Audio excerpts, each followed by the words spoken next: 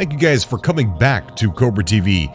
Today we're going to be having a podcast. This was supposed to be a live broadcast on Friday, but we had some technical difficulties, and I'm sorry for the notifications that went out to everybody, and then there was nothing there. For some reason we couldn't stream, but we've got all that fixed. But we have special guest Alexis, who's going to be joining us on the call today on this podcast, and she's going to be talking about some orgs and mostly events that are in the Star Citizen community. And then the latter of the podcast, we're going to have people calling into the show. And I do want to thank everybody who did stick around while we did the show offline. And it worked. It worked. We had quite an amazing bit of callers calling with some wonderful thoughts. But the video portion of this as well messed up. So there's not going to be really anything important on the screen. I am just going to put some B-roll footage in of me playing Star Citizen, some other footage of Star Citizen. And so hopefully, if you guys don't have time to watch, just put some headphones in and relax. And or turn this on while you're playing Star Citizen and just listen in. Alexis was an amazing guest to have on the show and has taught me a lot about the community. So maybe there's something in here that you might not know about. But all the links to everything that she talked about are going to be in the description down below. So hopefully you'll join us on this podcast, and I will see you all in the verse and in the next video. Until next time.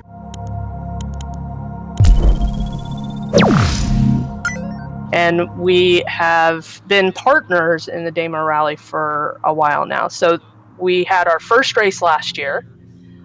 It was literally, for us, it was a 7.5 hour stream of nothing but commentary for the Daymar.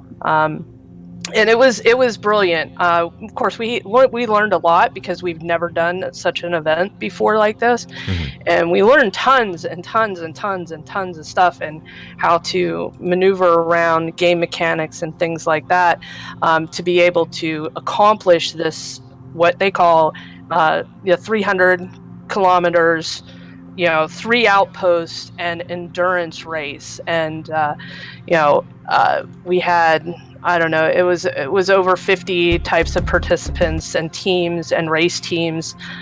Board Gamer was able to come in at the last minute as a race team.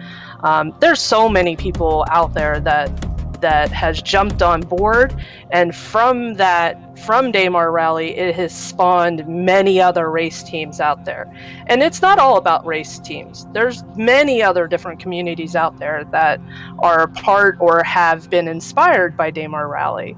I know I have, and he's just a great organizer, and he's done a great job. I messaged you saying, yeah, that would be really cool. That's awesome. And then you started going off onto a bunch of other stuff that I had no idea. Yeah, there's a lot. And there's a radio station? There's several, actually. Oh, that is so awesome. Some are roleplay organizations that have radio stations. I've done commercials for TPR, which is the People's Public Radio. I know and am acquainted with Hearts, who is, Miss Hearts, who's part of, the base. The base is actually the very first 24-hour stream music and commentary station for Star Citizen. They've been doing this for a very, very long time, and they were the first ones to get approved by Twitch to stream 24 hours a day, 7 days a week of Star Citizen and songs and commentaries and commercials and things like that. Did you say 24 hours a day, 7 days a week? Yes, I did. Absolutely. Wow. TPR has now jumped on that bandwagon, so the People's Public Radio has jumped on that as well. So they're now 24 hours a day, 7 days a week on Twitch. So yeah, all legit. So yeah, it's an amazing community, and believe it or not, most Star Citizen people don't know that there's this massive community behind Star Citizen. They play Star Citizen, and they get excited about the game, and you've gotten excited about the game, and you're infectious. You're absolutely infectious. I think it's great that we have so many people that love the game, that talk about the game, but the communities behind it are just even more amazing because they want to volunteer. Like Joran and Bar Citizen. Bar Citizen is a huge, massive community, and they, do the real thing. They have these Bar Citizens, and people come out to the Bar Citizens so they can meet and get to know one another in real life, and it's fantastic. And Joran has been, part of Star Citizen for, I think it was 2015 he joined, so he still considers himself a new, Star Citizener, but he's probably one of the most popular Star Citizen people out there. I mean, right. He's talked about a lot. Yeah, so I'm taking a look at this. I met Joran, and one of the subcasts that we did, he called in, and a really good person, really good guy. He's the one that told me about Bar Citizen and stuff like that, and told me there was one right here in the state. And I'm still a little nervous on going, but I'll get out there. There's actually two. There's a south and there's a west for Ohio. Really? Yeah. Wow. Okay.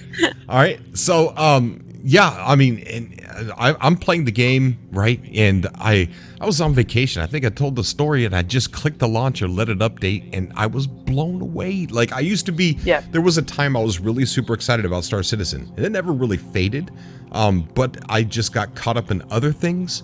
But I didn't really play it. Like, I did a live stream, and I was playing the game live for everybody, and it was crashing because I had a really bad computer at the time, and so it wasn't worth playing on that computer. So I really didn't get to experience it until I got this new PC, and then I just clicked the launcher, let it update, and I played a mission offline without recording or anything, and I had dry mouth from like just being my mouth was agaped, just jaw dropped, and I'm like, I gotta record the next one. So I went ahead, got on, and I started recording, trying to show, and I made the videos to the No Man's Sky fans, because this is a big No Man's Sky channel, and I wanted to show people what they might be missing, because thinking to myself, like, look, I've been missing this, so I guarantee you everybody else has been missing it too.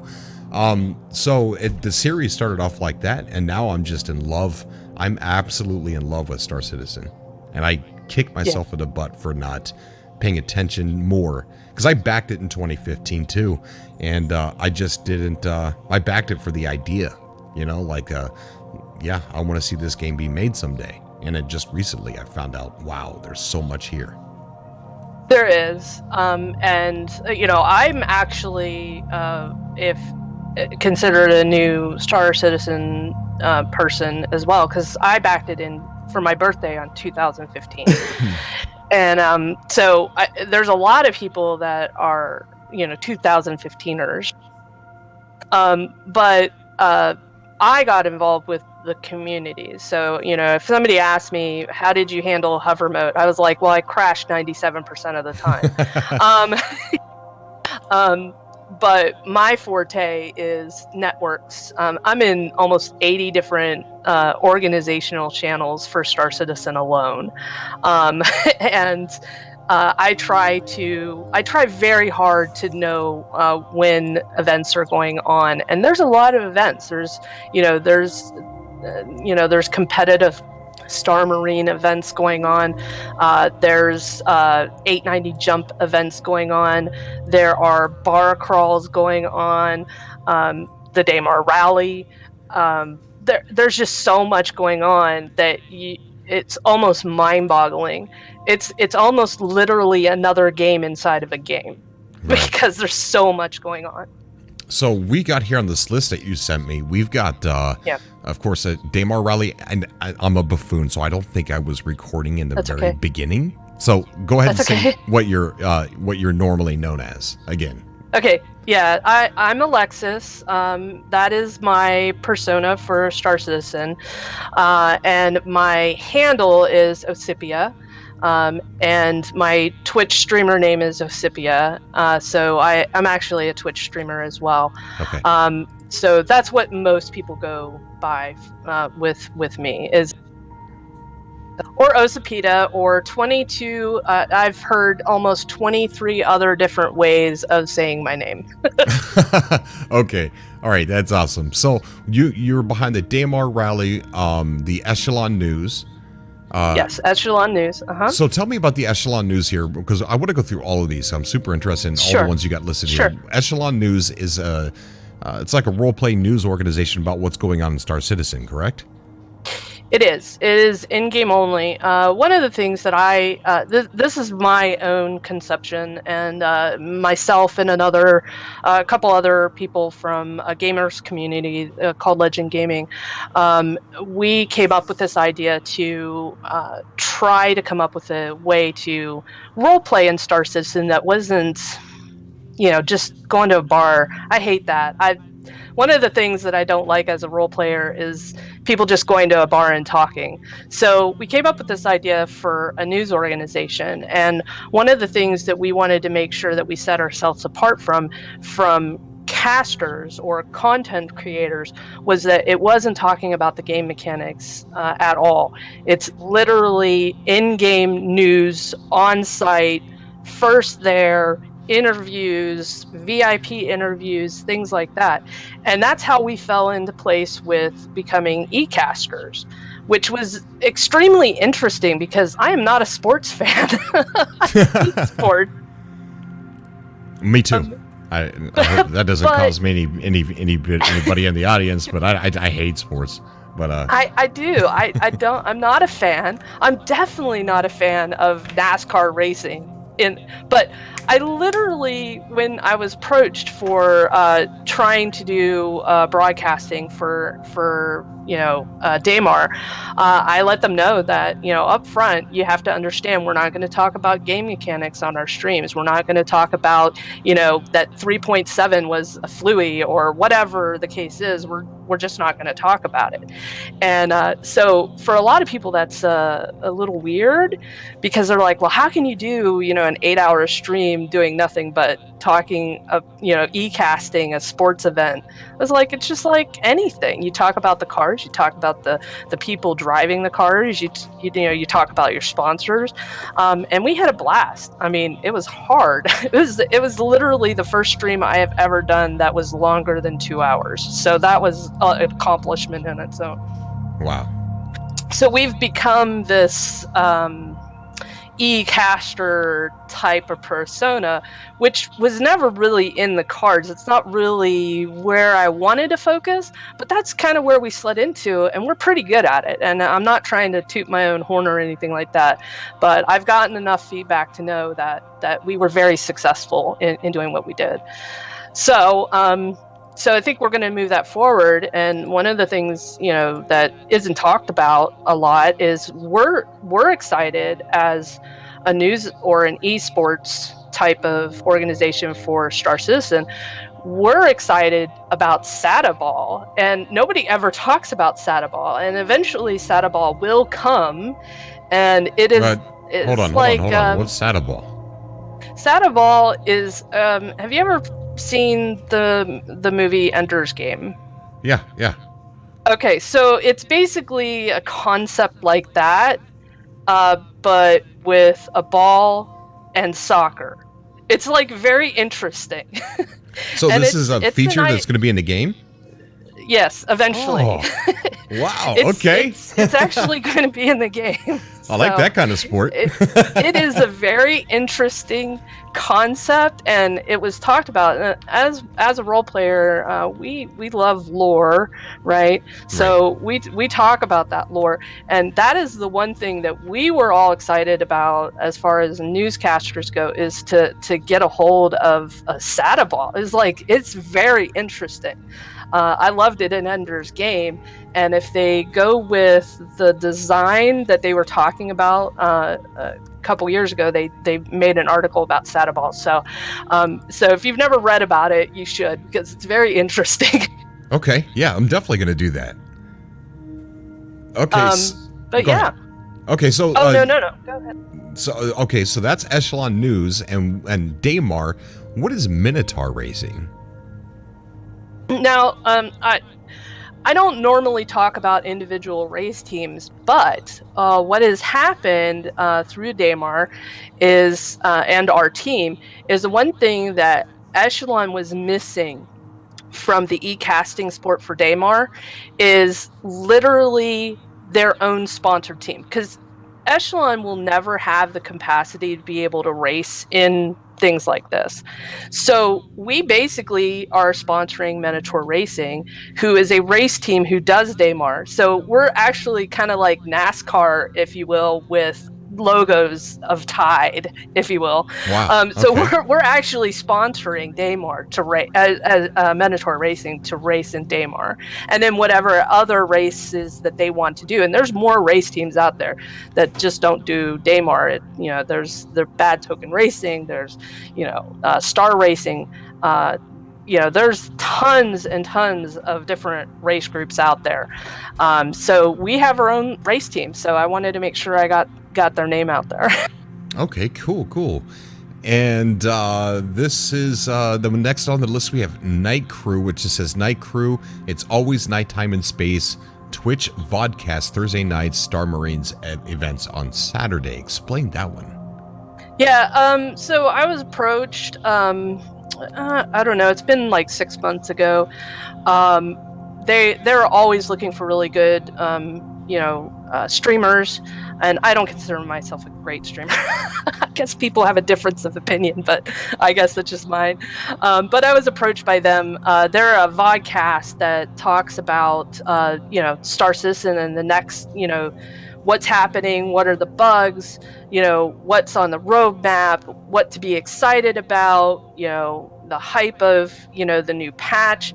Most of the people on the vodcast for Night Crew are either subscribers or concierge. So we usually have the ability to talk about, the patch that's coming out versus, when it hits live. So like most of us are in, 3.7.1 right now. Mm-hmm. So we talk about, what are the major bugs, what's been going on, supporting, all these different types of Twitch streamers as well, to be part of a community and to talk about that and to listen to, this podcast that talks about the game. So I see. Very cool.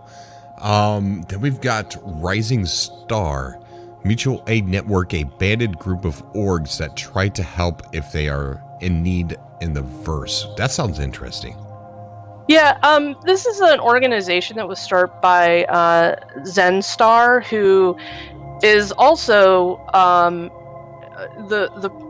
he is the administrator and creator of Star Citizen Tools, which was the first integrated external tool wiki that was integrated into Star Citizen. I don't know if that makes a whole lot of sense to a lot of people, but Star Citizen is all about their own, right?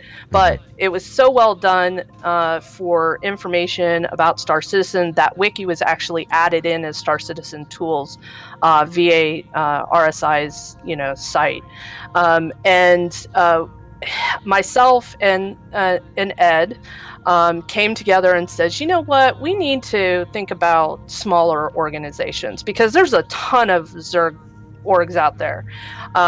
And we wanted to have a way to be able to help other people in the verse that want to sign up with this organization, and we want to be able to help them if they're in need. So they always have a place that if they're stranded or they need help or they have trouble with pirates or whatever the case may be, or they need help to shut down a comm station or something like that.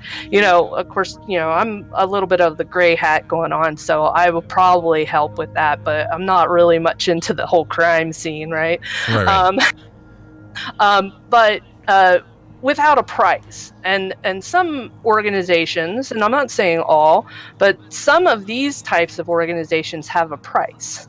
So either you have to offer your whole entire fleet in the time of need, and it's no question, if you don't help, then we're going to kick you out. And there's like all kinds of crazy rules for some of these organizations. So we're free. You just call us, we'll come and help you. You know what? I wish I would have known that, because I had 2 instances in my last couple videos that I've uploaded. One, I was in Quantum Drive. It was a while. I edited, a lot. I edited a lot of the downtime of quantum traveling. But I was bored, so I looked down at my bracelet.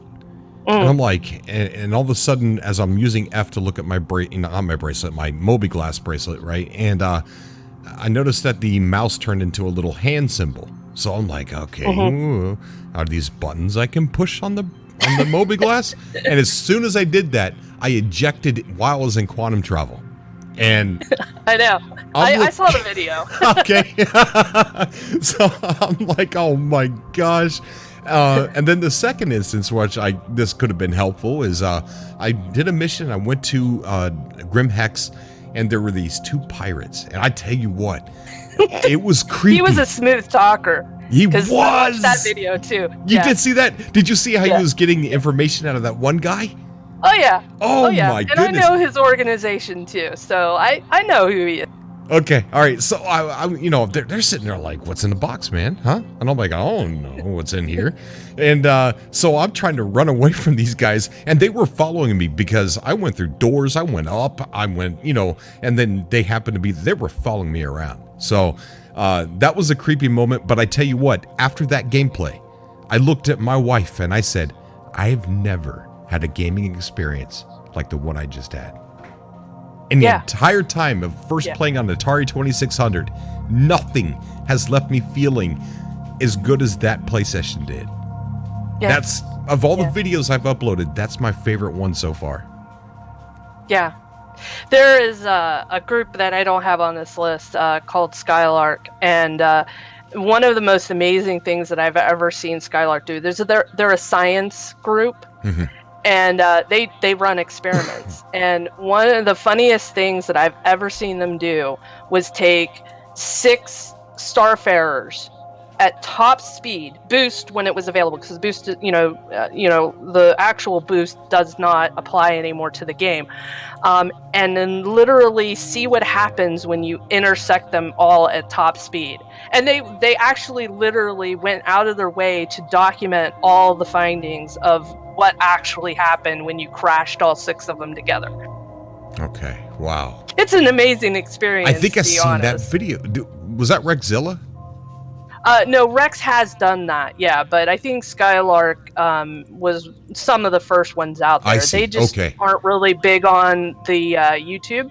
So, but yeah, Rexzilla has done that. Yeah, I think I watched that one earlier today. Just boom, boom, boom, just crashed him. That was pretty cool. Yeah, it's fun stuff.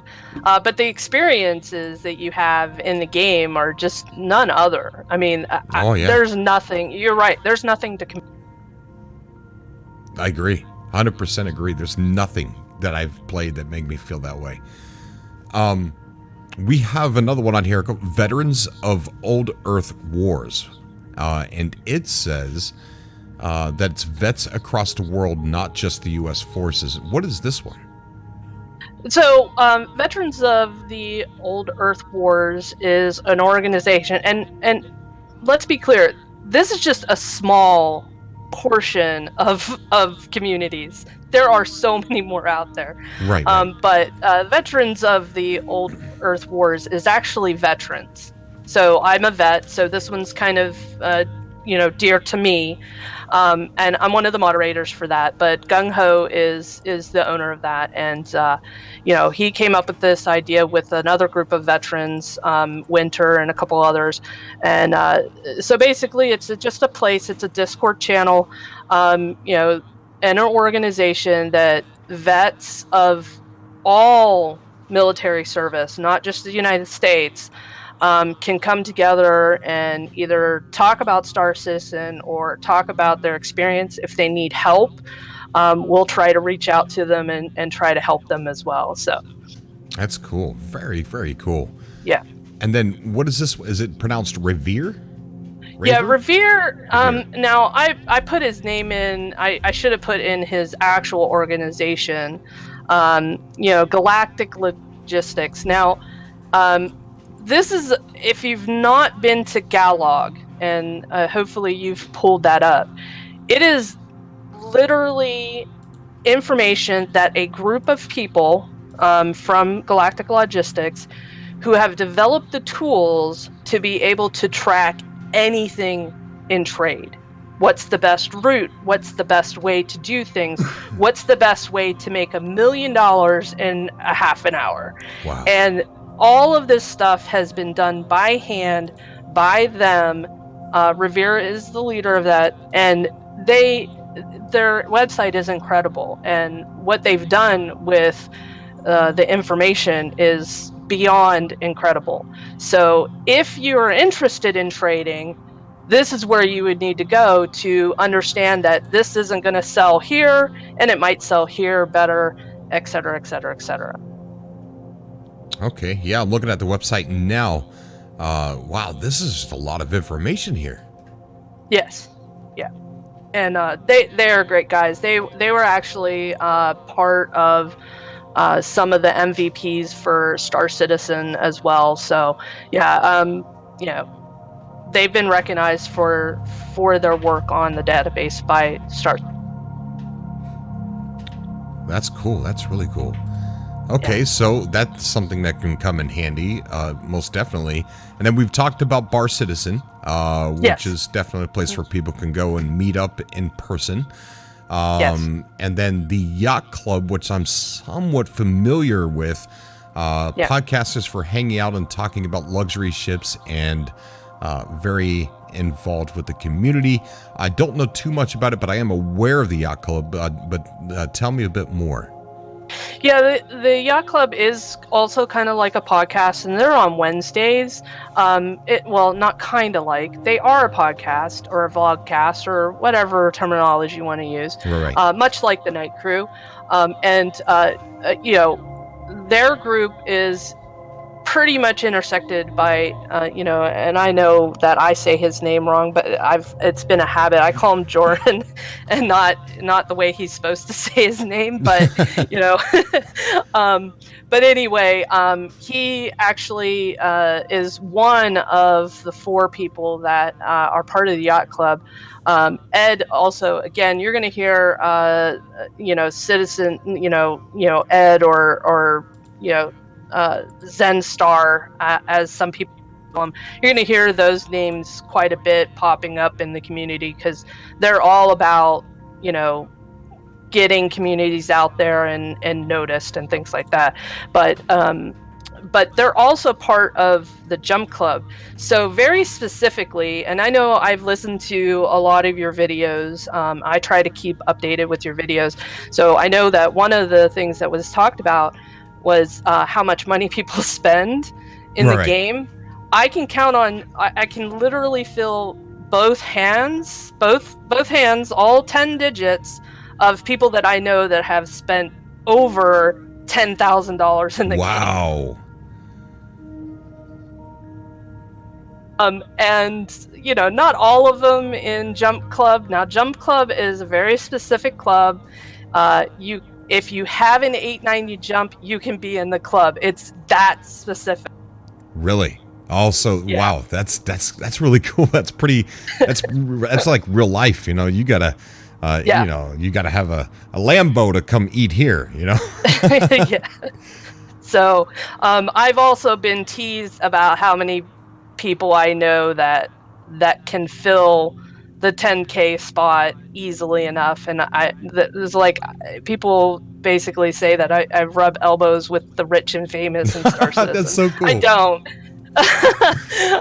But I don't own any of this stuff. Now, yes, I am concierge, and I've spent way too much money in Star Citizen, but I really love this game, and I love the idea. And you keep saying in your stream, Star Citizen people are our people, and that's so true. I mean, This is the game for my retirement. I mean, literally, this is my game for retirement. Yeah. So, yeah, I told myself, and I think in a couple of videos, I'm like, 45, that's it. You know, that's all you need. That's all I'm going to spend. Well, that's changed. That's changed. I upgraded to the 300i, which cost me $20. And I'm already looking at the wife and saying, can I get this ship right here? Can I get the freelancer? Yeah. Can I get this one?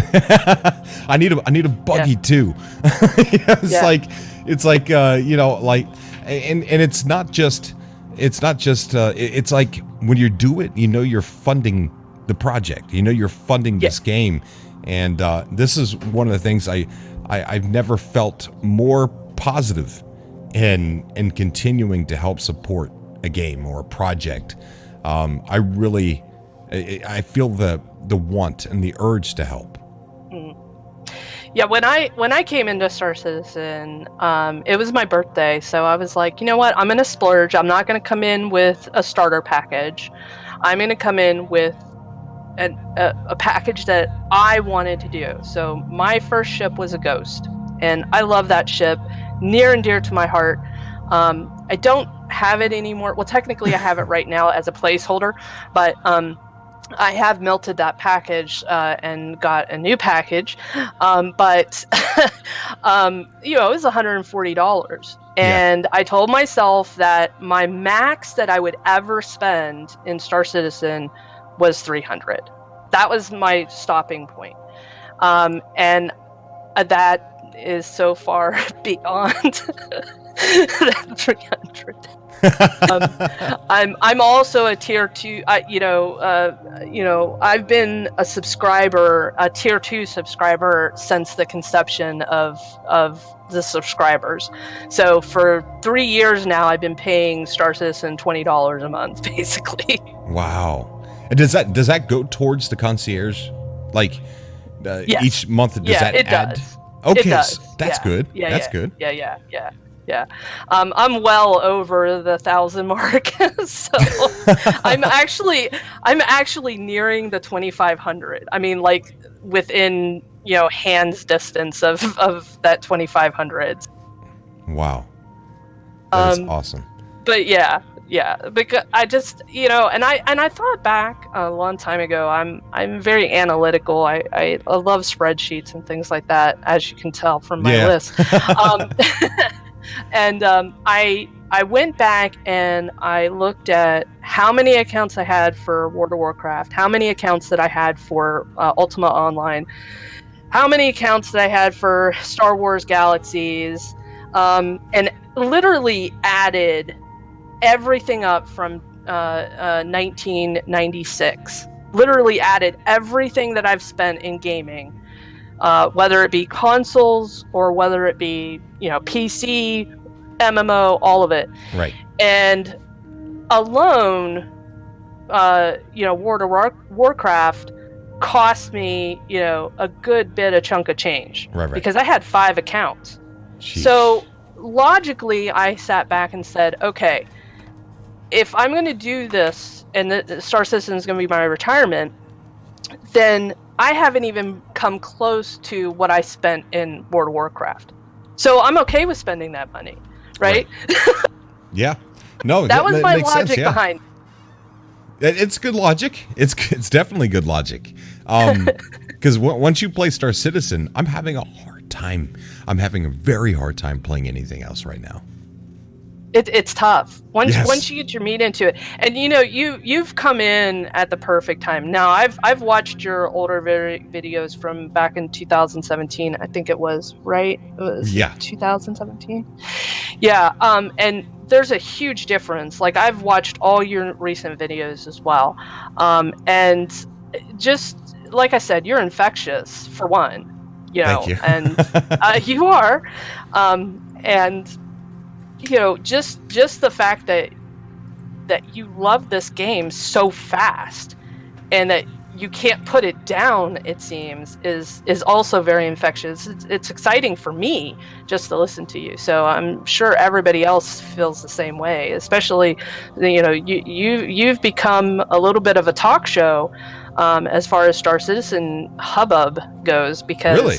Well, yeah, because, who doesn't want a YouTube, content creator, probably one of the most positive content creators for Star Citizen. Now, I love Board Gamer, I love Nubifier, I love Youngblood, I love all of them, but you're so infectious because you're so new, and it's like wild eye and bushy-tailed, right? Right. Yeah, a lot of people keep commenting like, give him a month and he'll start being toxic. And I'm like... I know. I've heard that statement before. I don't believe that in the slightest. No. There's no way. I've already went through my first wipe, right? And granted, I didn't get a whole lot of stuff before it wiped. But I'm finding that experience pretty refreshing because now that I've gotten wiped, now I know how to do things...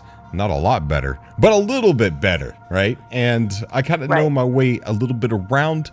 So, and with the wipe, everybody's going through and they're doing missions and stuff like that. They're trying to get their money built back up, and it's putting people in concentrated areas.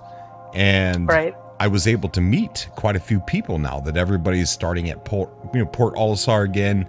I was able to meet some more people, had some interactions with some. And so I'm finding the wipe really fun. Yeah.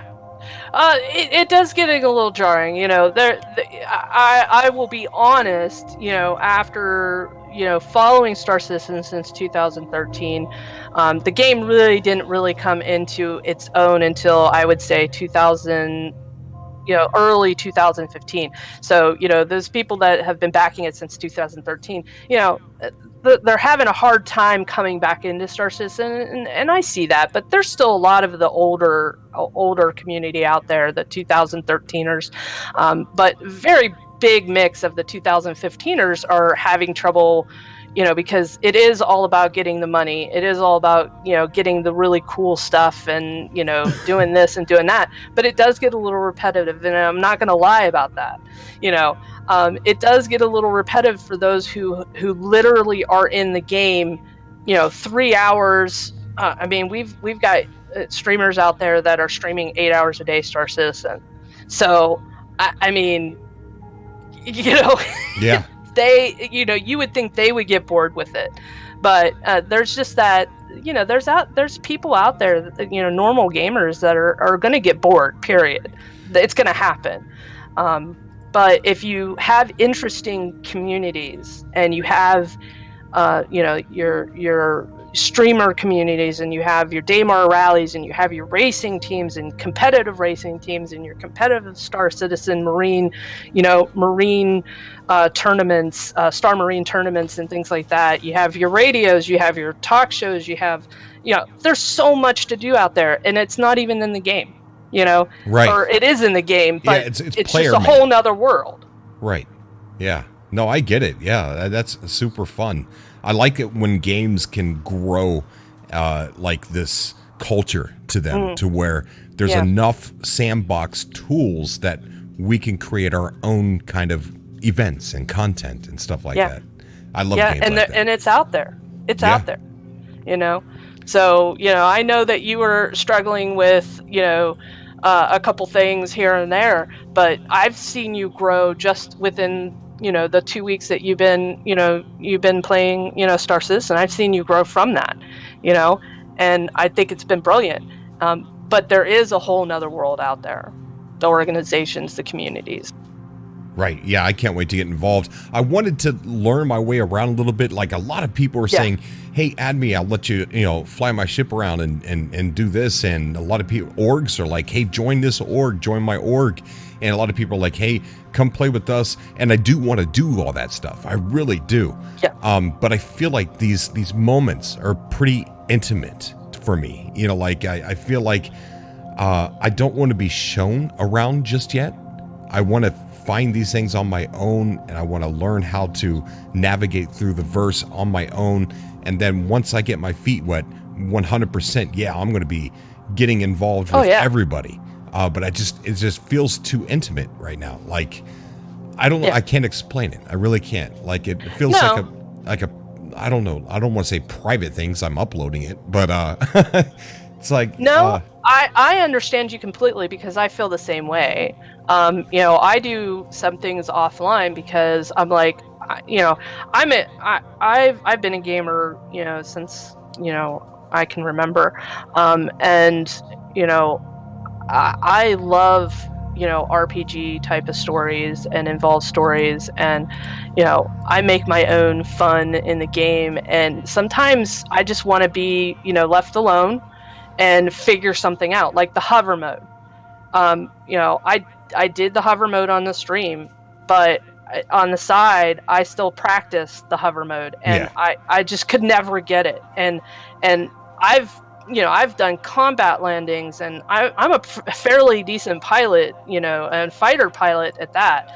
I'm pretty decent. I'm not aces out there, but I'm pretty well versed in piloting. But that hover mode, I just could not get a handle on it, and trying to get a handle on it, I wanted to do it privately, but then I'm like, the stream really wants to see me crash. So I was like yeah, no, I can relate. I can relate. I think people like watching me crash. Yeah. Okay, so we got the People's Radio, which says broadcasting on comm channel 1337. The People's Radio providing news and information to the community of anti-UEE activists. Explain this. Like, what is the comm channel 1337? This sounds interesting. Well, first of all, the People's Radio is a role-playing news organization. So let's be clear. There isn't technically a 1337, comms channel. It's not official. It's part of their lore base. So basically, this is Levski, right? So the People's Radio, its lore is ingrained in Levski. So Levski. Yeah. So I kind of realized that when I was there. Like, there's like this really rich area, and then where the people work, it's all trashy and not taken care of. The planet's all polluted. Now that's Hurston. Oh, that's Hurston. Where's Levski? Yeah, that's Hurston. Levski is in Dalamar. Dalamar. Hey, don't worry. I call you too. So I mean, I know that you've been having trouble with going to you, right? Yeah. So it's Dalamar is and from the streams, if I can remember, the ones that you've posted, you have not been there yet, or you went there once and something happened, that some bug or something, that you never been back. So you have not technically been there yet, but it's very clear it is also an industrial type thing, but it's a full mining boat basically. And there was an uprising from the lore, and I'm not going to get the whole lore correct because I'm not well ingrained into the Levski lore, but there was an uprising, and the People's Radio came from that uprising of miners revolting against the corporations basically. And I know I'm going to get slapped upside the head once this airs. It's like, you got that all wrong.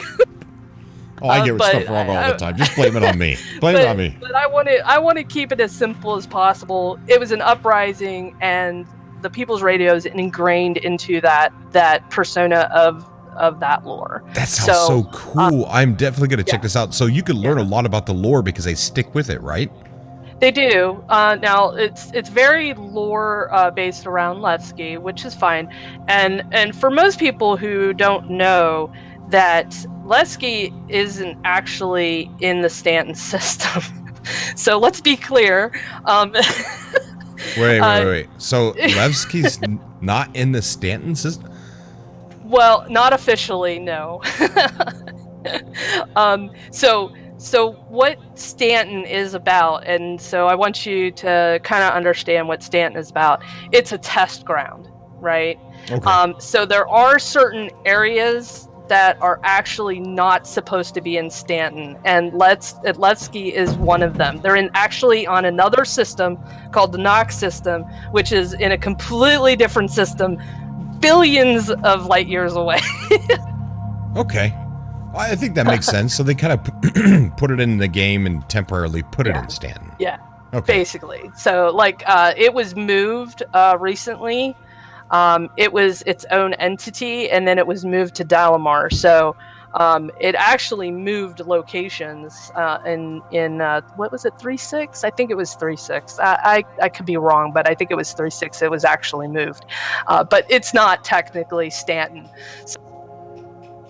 So you kind of got to know a little bit of the lore if you really want to know about the planets. And I know that you've went through that Atlas map too. And I know it's like I'm a stalker. It's weird. No, it's cool. But you went through that map, and you'll actually see it part of Lexi in the Nox system. So yeah, there's a lot of things that they'll pull into this system as a test. So Levski is one of them. Okay. All right. Well, I'm definitely going to check that out, the People's Radio, and go to Levski. I guess I don't remember being there, but yeah, I'm going to go there. But first, I got to get a Grim Hex. So that's got me a little bit worried. Yeah. One other thing to say about the People's Radio is they also do news weather reports. They've written Jade, who's a really great friend of mine, great supporter of EN7, came to me. So I've actually done some of their commercials. I even did a weather report, for gosh sake. It was really fun to do it. So they write the scripts, and they brought me in to actually do the weather. I made a whole joke about it. It was like, are you gonna stick me as a weather girl or something? and it turns out a few weeks later, she's like, I got this thing I want you to do. I just want to let everybody know that all these links, I'm going to put them in the description first and foremost. That way that anybody can check these out that might be listening to this that don't know about some of these things, because this is really opening my eyes up to a lot of stuff. And it's a lot of stuff, isn't it? Yes, it is. It is. When you message me, you're like, there's so much. There's so much. And I'm like, I want to know. The next one we have on the list is Miss Hearts, the base. And it says... I did talk about that a little bit, right? Okay. So the base was the first 24-hour, 7 days a week stream for Twitch for Star Citizen. Okay. And they do have specialized shows. They have a schedule and all that kind of stuff.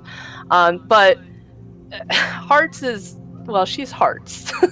she has been a member of Star Citizen for way longer than me, and she's just awesome. And she's actually, and this kind of leads into Ladies' Night Out. One of the things that we're lacking in Star Citizen, and we're not trying to exclude anybody, by the way, but the default is women, and there's like 100 and some of us that are females that are Star Citizen people, and we kind of get left out of the loop a little bit. So she came up with the idea, and again, she's part of the base, and she has her own show called, Give Me My 80s. So it's literally, she streams 80s songs, and it's really fun to listen to her because, I love the 80s. So, I mean, that's when I grew up. So, of course, I love her. And, the songs she does. But she created Ladies' Night Out, and it was just a Discord format that we could come in and say, oh, I didn't know there. As a matter of fact, it's funny. I get this comment quite a bit. Is like, there's this many women playing Star Citizen. There is. Wow, that's cool. That's really cool. So there's a ladies only. I'm trying to get my wife to play Star Citizen. I'm like looking at her like, look at these. You're a photographer. You take pictures of sunsets and trees and stuff like that. Yep. And I was showing her some of these things. I'm like, don't you want to get in here and see this? Like, so I don't know. I'm working on. She is a big gamer. But she's just not. Okay. She doesn't game on PC. She games on console. Right. Yeah. That's okay. That's okay, because people make fun of me because I love my console, I Me love too. my console games, right? And I get made fun of all the time. It's like, how can you be a part of the Star Citizen PC Master Race community and love your console more than you love your PC? And I'm like, because I'm a gamer and I game on anything. Yeah, that's right. That's definitely right.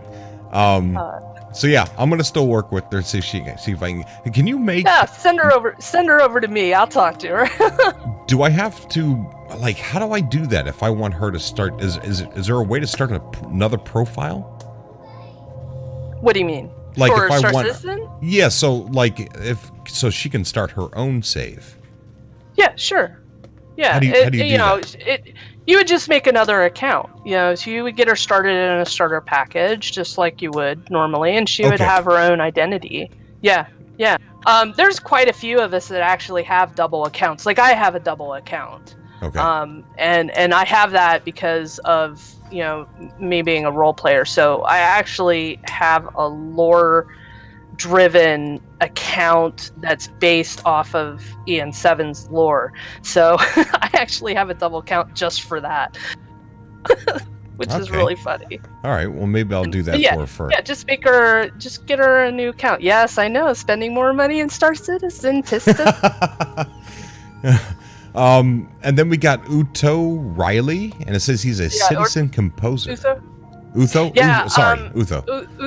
Itoh. Now, there's many different people that say his name differently, and I'm probably butchering his name, but hey, he's no matter what his name is or how you want to pronounce it or what side of the pond you come on, his passion is creating music, and he is fantastic. I've seen a lot of composers in my time, and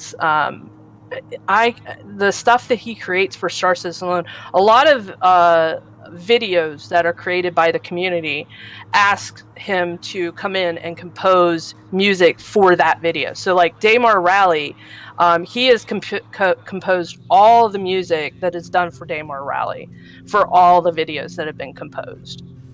So he's known as a Star Citizen music composer, and that's what he is. That's what he does. That's what he loves. So was he the one that made the music for the trailer for the Itoh Reilly, the one that's on the website? Yes.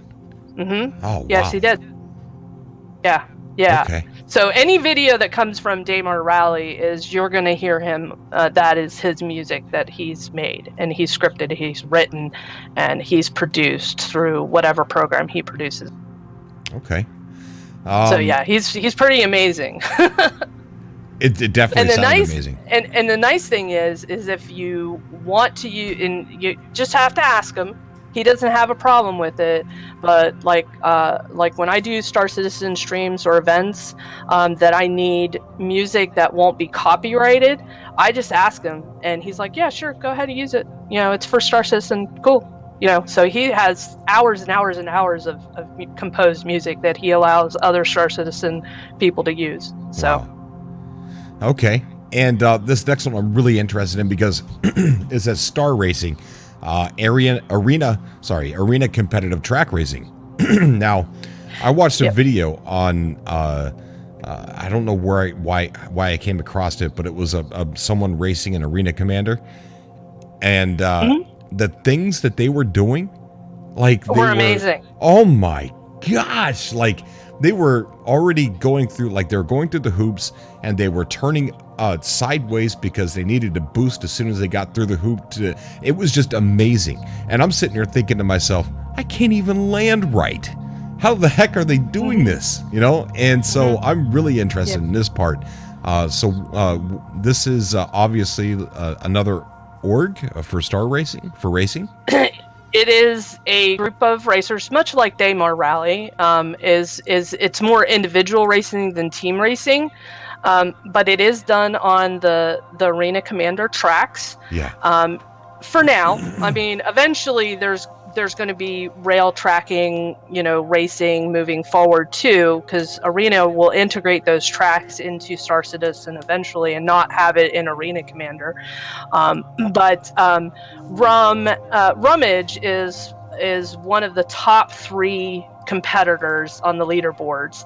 And a good friend of mine, a great supporter of my channel as well, and he's a brilliant racer, and he's actually come in third a couple times, so there's even better people than he is, and he's amazing to watch. And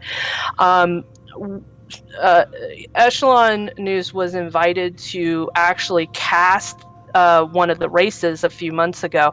Now, we've never done anything like Star Racing before. I've never really even watched a whole lot of videos for Star Racing, for competitive Arena Commander racing, because I've been in there. And it was like, what takes them, a minute to do takes me 17 minutes to do, right? Yeah.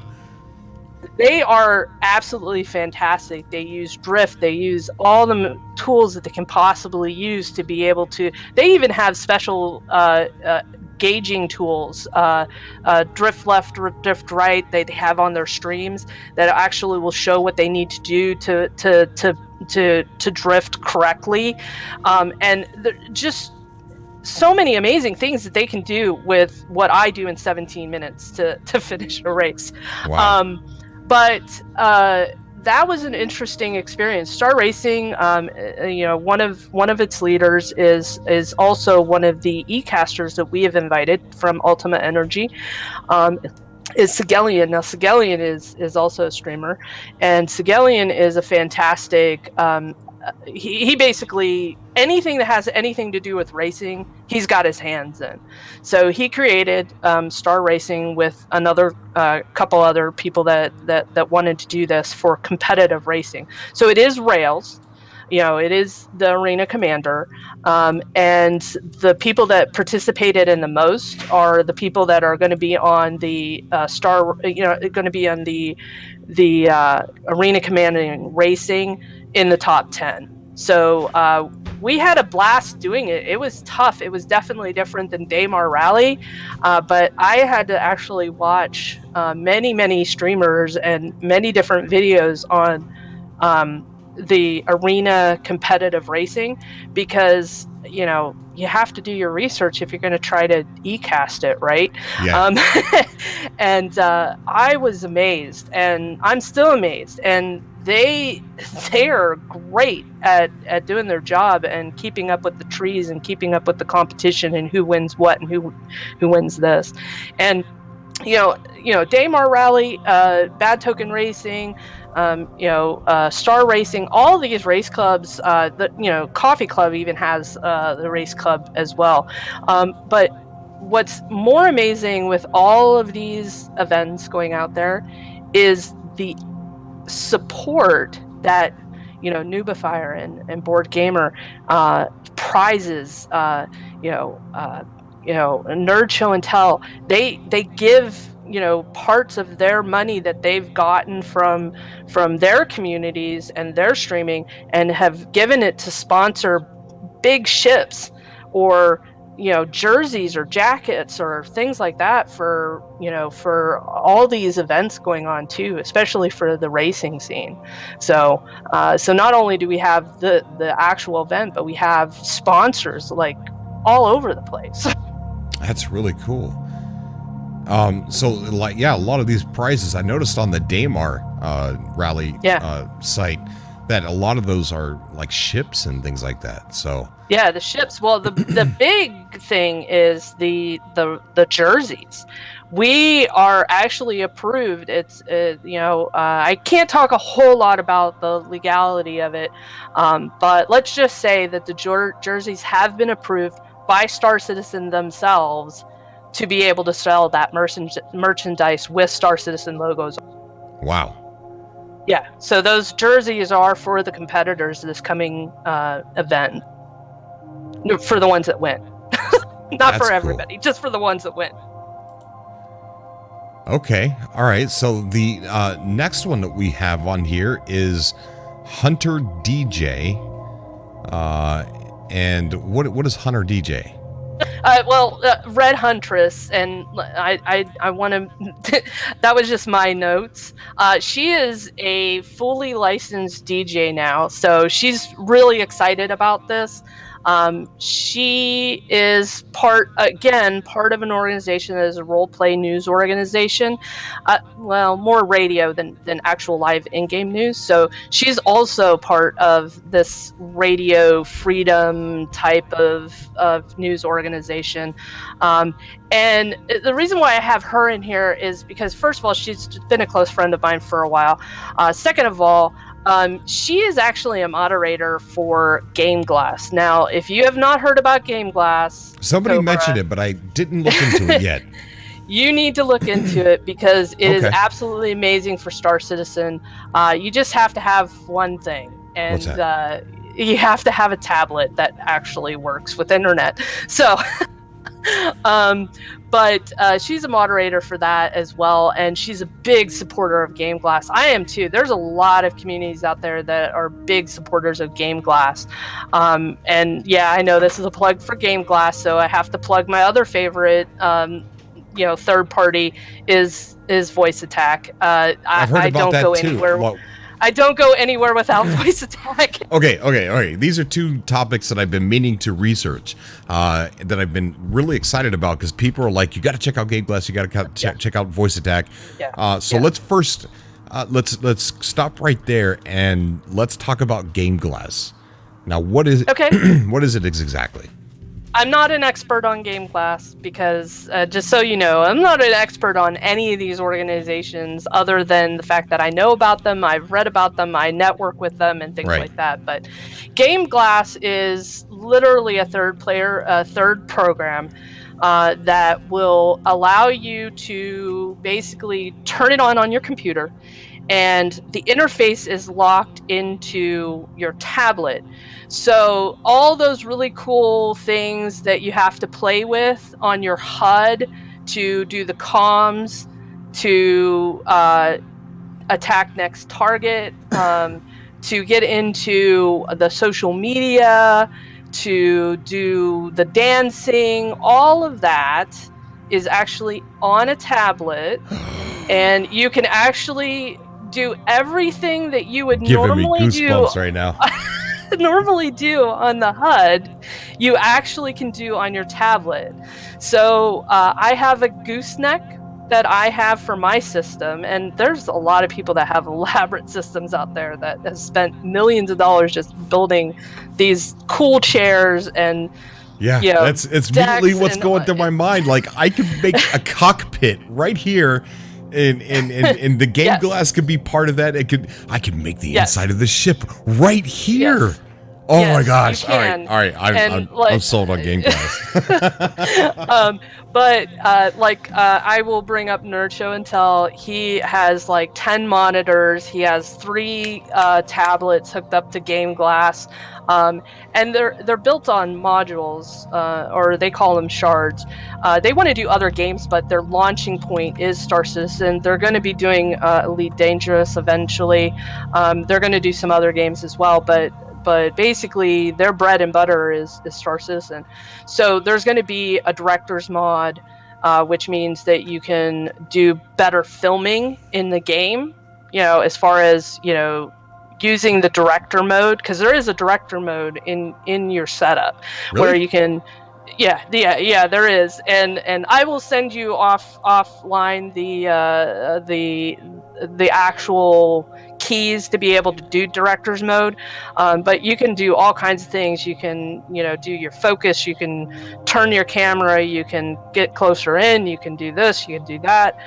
That's how we use stuff for Itoh Reilly, because we actually have filmers in ships filming first person camera mode with no HUDs, being able to follow these racers over this 300-kilometer strip.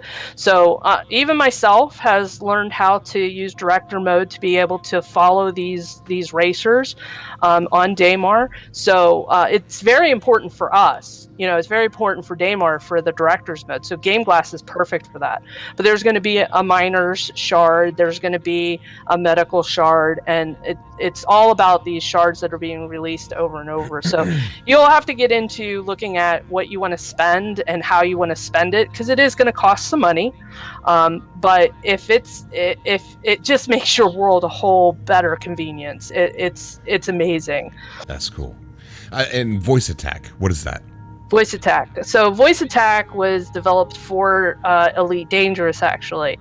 But there are many people out there that have used it for, NASCAR racing in games as well. So it actually has been used throughout multiple different types of gaming platforms out there. But it was started for Elite Dangerous, and it's voice actors that basically, if I say a command, so I have a command on my ship. Now, I wrote this command up, and I say activate Whiskey Echo Delta. And my computer replies back to me and says, "Are you sure?" And I say, "Yes." And they come back and they say, "Self-destruct in 10 seconds. Oh, gosh, what? And it literally it literally presses the buttons for you in a macro to explode my ship without me have to manually do it. I just say it. That's what I'd say. Wow. So that's just an example. I have, and I am embarrassed to say this, I have 8 voice packs from 8 different actresses, and I have a cat pack. Yes, I have a cat pack. There is a voice attack, a cat pack that will have a cat. There's over 138 different voice commands and voice of cats that you can have. Wow. So, like, if I tell one of my AIs, Astra, so like if I have Astra up as my first officer, and by the way, this is another thing you can do. You can actually assign those packs to different areas of your ship.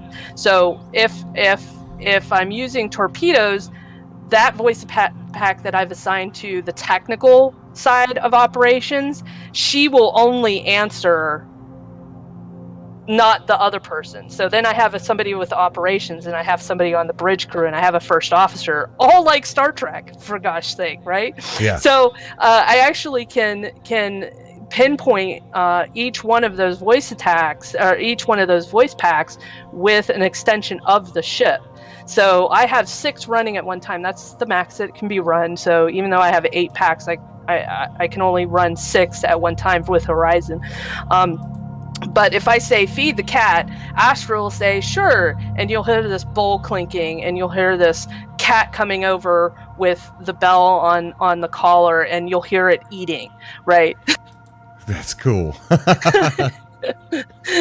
So it's pretty amazing what you can do with it. Like anytime you have trouble with quantum travel, which I do quite regularly, I'll just get my AIs to do quantum travel for me, because sometimes those hitboxes don't actually work really well. So sometimes I'll just have them do quantum travel for me, and it's so cool because I'm a Star Wars fan and a Star Trek fan. Yes, I know I'm crazy, but I'm also Me too. No, you're not crazy. You're normal. Why would you limit yourself from one or the other?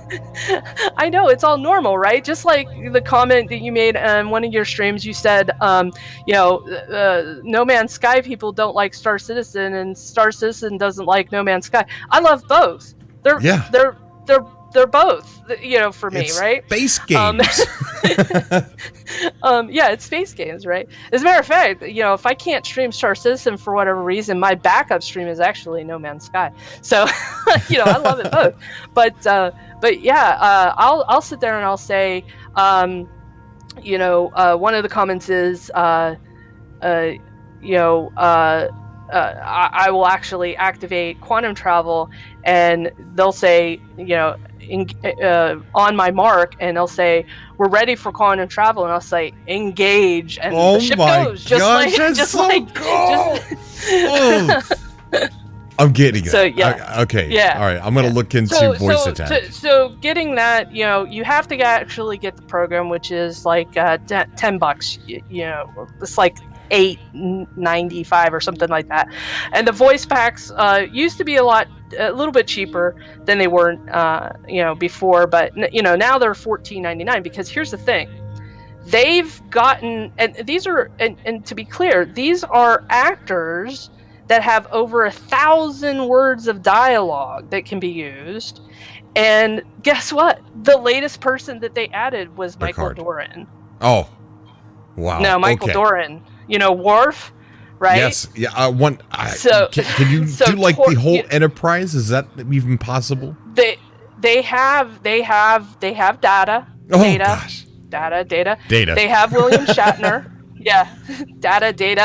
They have Brent Spinner. They have one of the old Doctor Who's.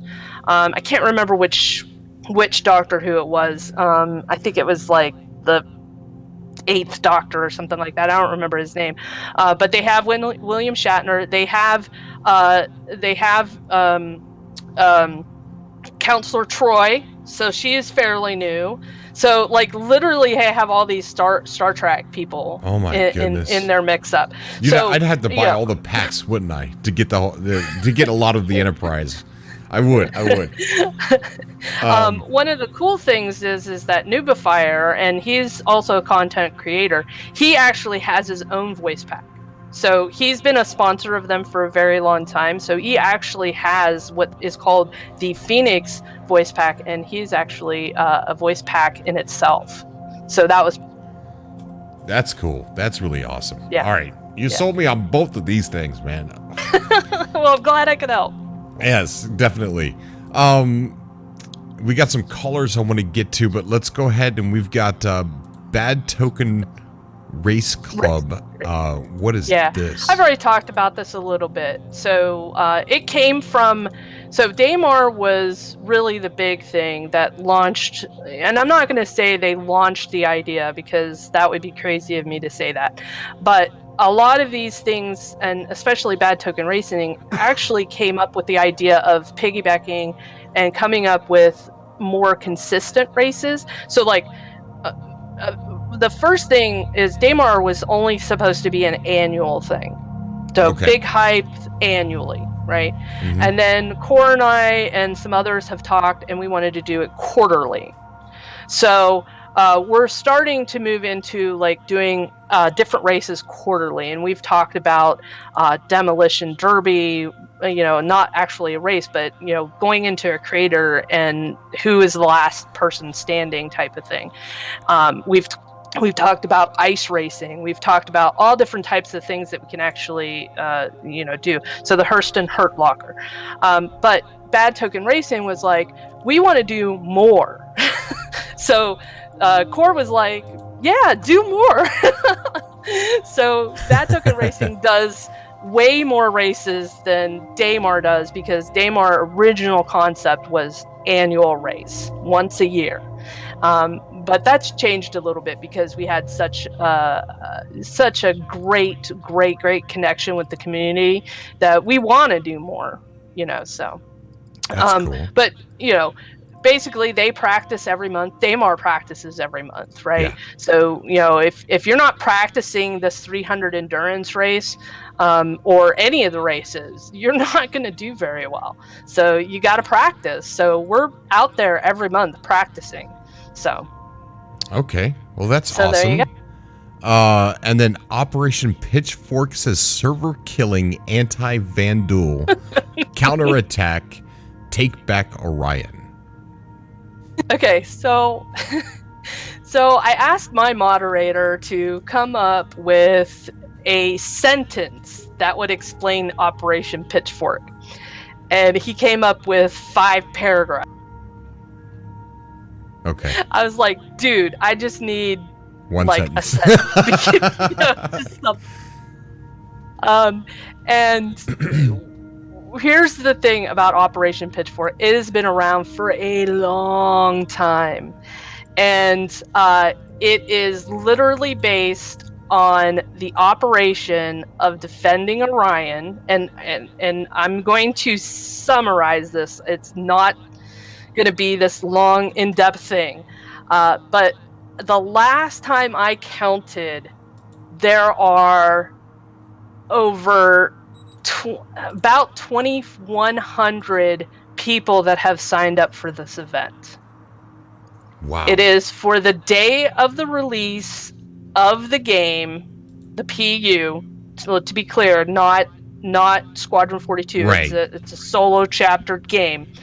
It is to be basically written into lore, and Star Citizen at some point years ago believed that this will launch the first day event and be placed into the lore with Operation Pitchfork and the defending of the Vandal and to take back Orion. So this is actually a group that started for 2 people, and who's also a veteran, by the way.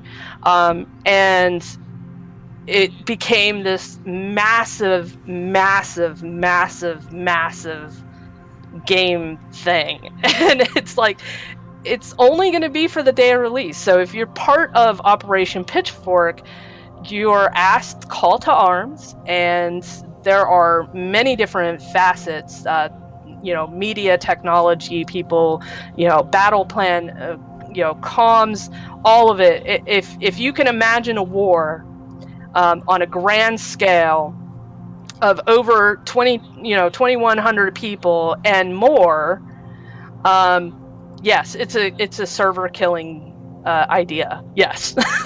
I see. That's why it says server killing. I see. Yeah. Okay. Yeah. Wow. Yeah. That sounds so awesome. Yeah. It's amazing the support that Pitchfork has gotten over the years. Now it's evolved, it's changed. It's more of a community than it's ever been before. People post their organizations in their channel. It's basically a full, complete hub of people that are so excited about day one of the PU releasing and taking back Orion. And that's what it is. It's literally about getting into the lore of Star Citizen, that yes, you are a part of Operation Pitchfork. That is so cool. That's something I definitely want to be a part of. Then we have Rice Mason, wood 3D artist, model artist. So what is that? Yeah, I wanted to, there's a lot of people that are like Ortho who create things. Uh-huh. And there's some pretty amazing people out there. So I wanted to give a heads up to, don't forget about the artists out there. Right. Rice Mason, who creates these amazing, I mean, if you've seen his Twitter or his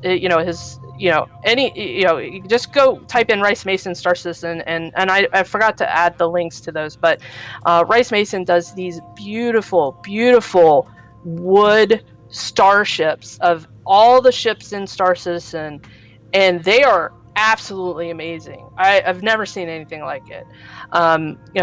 JFR has done 3D modeling for the Aurora, for the Gray Cat. As a matter of fact, the Gray Cat, we have Daymar also has a Gray Cat social, and that was the prize, is this 3D modeled print of an actual Gray Cat as a prize, and they've done beautiful work. Hasgaha is literally he's known as a photographer in Star Citizen, and he has amazing he is absolutely probably one of the most reputable and most amazing photo persons in Star Citizen. And he's also won the commercials, the video commercials for Star Citizen, for some of the newer ships coming out, which by the way, he also works with Orth Reilly, and does these commercials for Star Citizen and for who's going to win the contest for making the best commercial for the Hawk or this or that. So I mean, these are amazing people. Now I've been told and warned by my community, my personal community says you got to put your name on the list too. I am an artist as well, so I've done a lot of work. Really? I have been. A couple years ago, they had a program called Citizen of the Stars, and this is how we would find these great people that have done so much work in movies and artistry and all this other kind of stuff. And it was showcased on the Star Citizen program that was done by Star Citizen, and called Citizen of the Stars. And I was actually I was lucky enough to get one of my art prints on Citizen of the Stars before they shut it down. So I was really disappointed they shut the program down. Oh.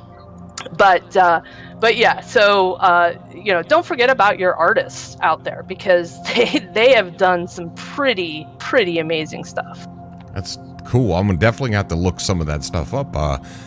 When I I'm not gonna re-record this, but when I edit this, I'm gonna definitely go through the links and record myself going through all these links for the video as we're talking about these things.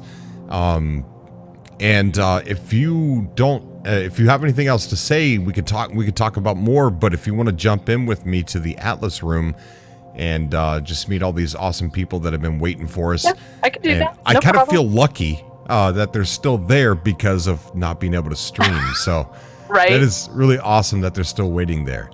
But yeah, I mean, if there's nothing else to discuss, I would definitely love to jump over there. Well, the only last thing that I want to say is that there's way more. I've given you literally maybe 15% of what this community has done. Wow. And I say that honestly. Like I said, I'm in over 80 different Discord channels. To try to manage all of them is almost clearly impossible. But I do try. I do try to keep in communications with everybody, because I'm a networker. That's what I do, and people have told me that if you need somebody and you're looking for somebody, or you need somebody for a certain project or whatever, go see Alexis or whatever. So I try to keep up with as much as I can. I can honestly sit here and say, literally, this is about 15%. What you see here is about 15%. So if you're listening to this video, comment down below if you didn't hear about a certain organization, or if yours wasn't mentioned. Let us know in the comment section down below. I will try my hardest to make sure that links go through, because they get thrown into the spam folder. So I'll be checking the spam folder at least once or twice a day to make sure your link does go through. But by all means, please put a link to your website or to your org, and I'll try and let that go through, guys. But yeah, 15%, that's, man, and this was a lot too. This was a lot to talk about. Yeah, that's awesome. I can't wait to dive in deeper into some of these things, and I'm almost to that point where, okay, now it's time to go out to the playground and start playing with people. I'm just about there. Like 1 or 2 videos away. I'm going on that. I got to message that guy because I want to go on that ride along and watch them do some pirating.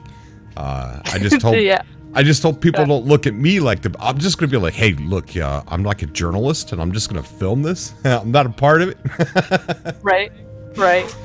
Well, the only other thing I have to say, Cobra, is I've been a fan of yours for a really long time. I know that I don't talk in chat. I'm not big on commenting on videos and things like that, and maybe that's a downfall of mine, but I've watched you for a very, very long time, ever since you started doing No Man's Sky. So it's been a long time, and I've watched you for a long time, and I've watched No Man's Sky. I've played No Man's Sky. I've played since the beginning.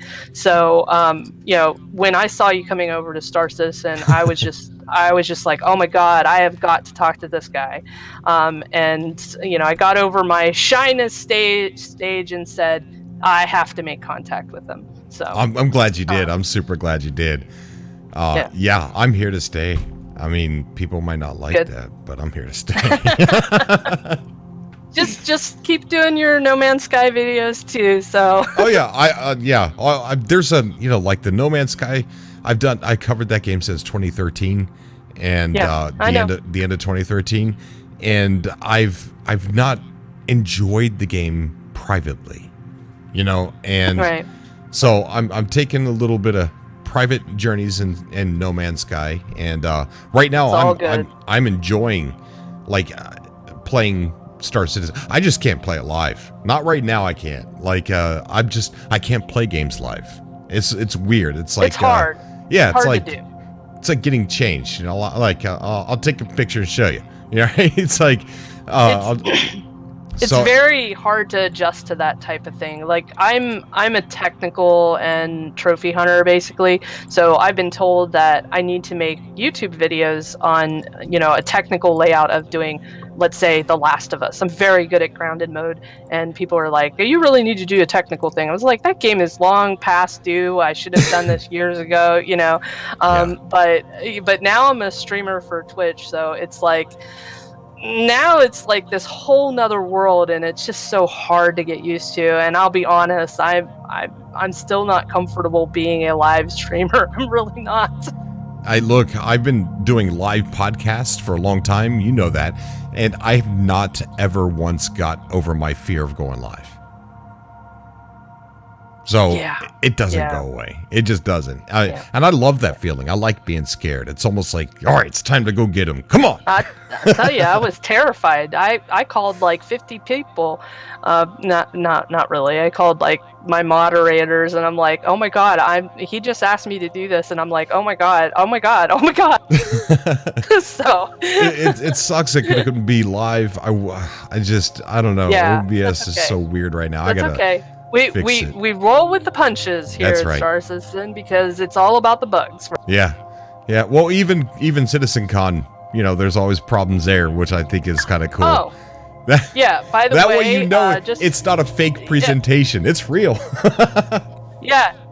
So just so you know, my moderator and also one of our trustees for EN7 is going to be at CitizenCon at both the Star Racing, aka, Star Racing some, but Star Racing, Ultimate Energy, who is also the sponsors of Itoh Reilly. Itoh Reilly is going to be there for CitizenCon this year, and we are going to have representation of EN7. So if you're looking for that, we're going to be there at CitizenCon too. So awesome. And I'll be doing the first stream of CitizenCon this year. Cool. As well. I mean, I'm not going to bring to the table what Board Gamer or anybody else could bring, but I'm just going to be an excited fan who wants to get together with some people and I'll be watching you. Thank you. All right, let's jump in there with the other guys in the Atlas room and see what they have to say. Sounds good. All right. What is going on, guys? Thank you so much for... Am I in the room? Hello? Yes. All right, good. Making sure I hit the right button. Everything's messed up tonight. I really do appreciate you guys sticking around to get onto the show. And I know that it was embarrassing I couldn't go live, but I'll figure out why after the show. But thank you so much for coming on the show. I'm going to upload this tomorrow instead of it being live. But I just had a conversation with Alexis, and we were talking about all the different orgs to kind of fill you in what we spoke about. We talked about a bunch of the orgs and events that she listed here. The Echelon News 7, Itoh Reilly, Night Crew, Rising Star, the Veterans of Old Earth Wars, just a bunch of stuff. We obviously don't have to talk about those things if you guys had a different topic in mind. But by all means, this is a really weird way to do this because everybody's in here all at once. So whoever would like to go first. And hello, everybody. I'm Alexis, or Scipia, or Osipita, or Oxipita, or 22 different other ways to say Osipita. So, hi, Osi. Hello. Hey. So 3.7 has gone live. If you want to talk about that, but as for the orgs, hi, it's Gamerscaff, by the way, for people playing at home.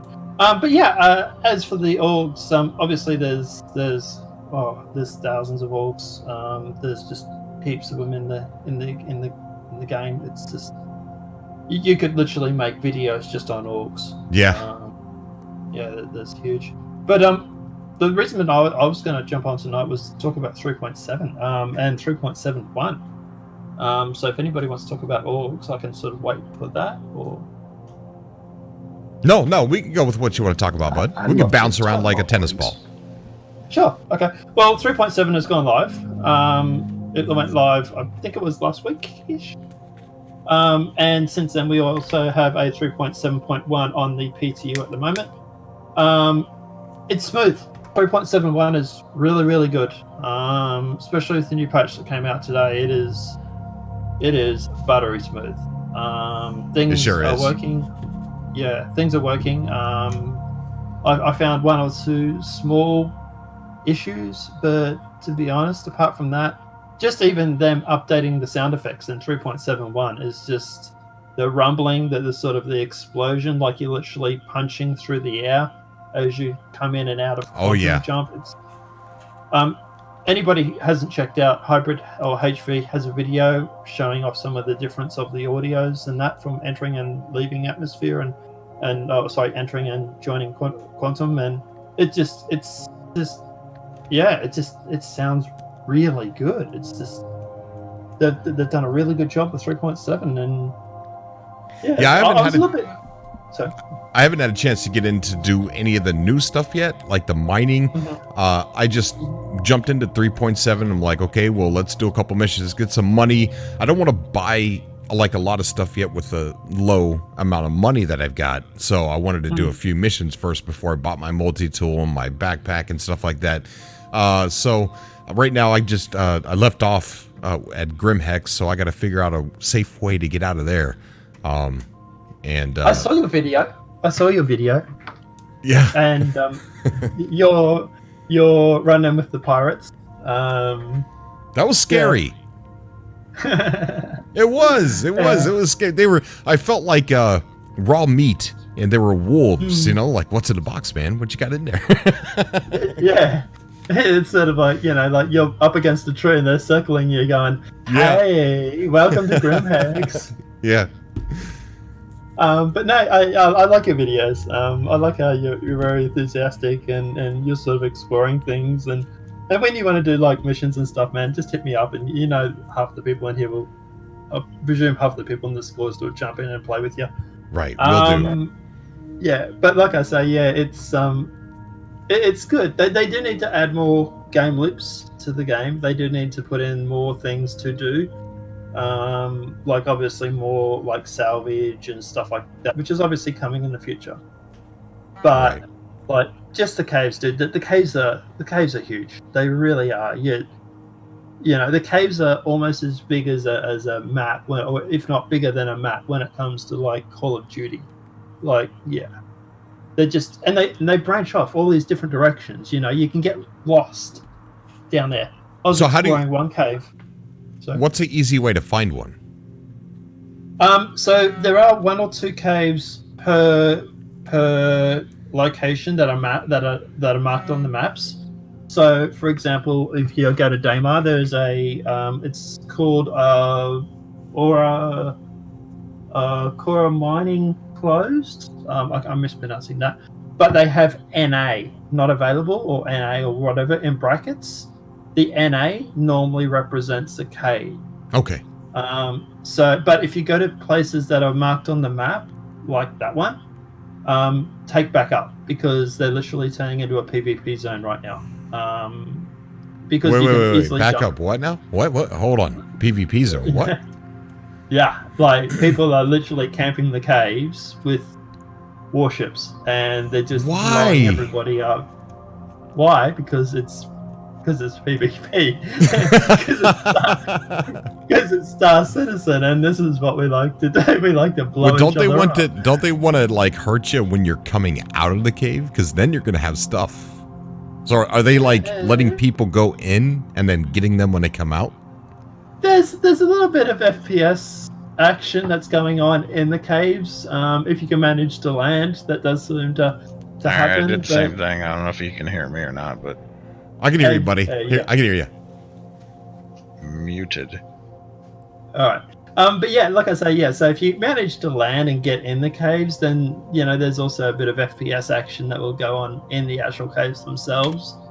But most people are just getting blown out of the sky even before they get to the caves. So oh wow, well, that's not smart. Rob them. Well, it's not about robbing people. It's just about shooting people out of the sky. It's just fun. So if somebody was carrying minables on them, are you able to kill them and take it from them? So we were actually just talking about that when you were doing the subcast. We're in the subcast chat.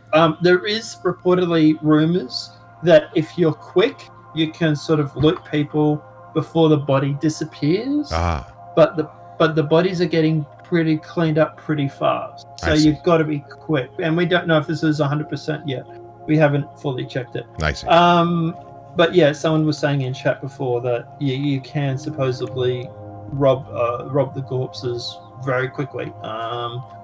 But to be honest, most people are just sort of camping the entrances and stuff like that, and waiting for people to walk down the entrance and then just shooting them. And yeah, it's just So like I'm saying, you're better off going to the ones that aren't on the maps. They're the ones that are normally. They're the better ones to go to because you got a better chance of walking out of there with your loot. I see. All right. Well, I'm glad I talked to you because I'm probably going to try and check out some caves. Looking forward to that video. Thank you. Hey, if I get killed, I'm uploading it. If I get ambushed, it's going on YouTube. Why not? All right. Why not? Well, I was going to say, even if you don't get ambushed, to upload it anyway, because the caves are absolutely amazing. They really I are. will. I definitely will. Yeah. But what I apologize. I had to step away for a second. The caves, I was in them last night on the PTU, so it was amazing. So. Yeah, I'm really looking forward to that, putting creatures in the caves. That's one thing I want. Alexis and I were talking about this earlier.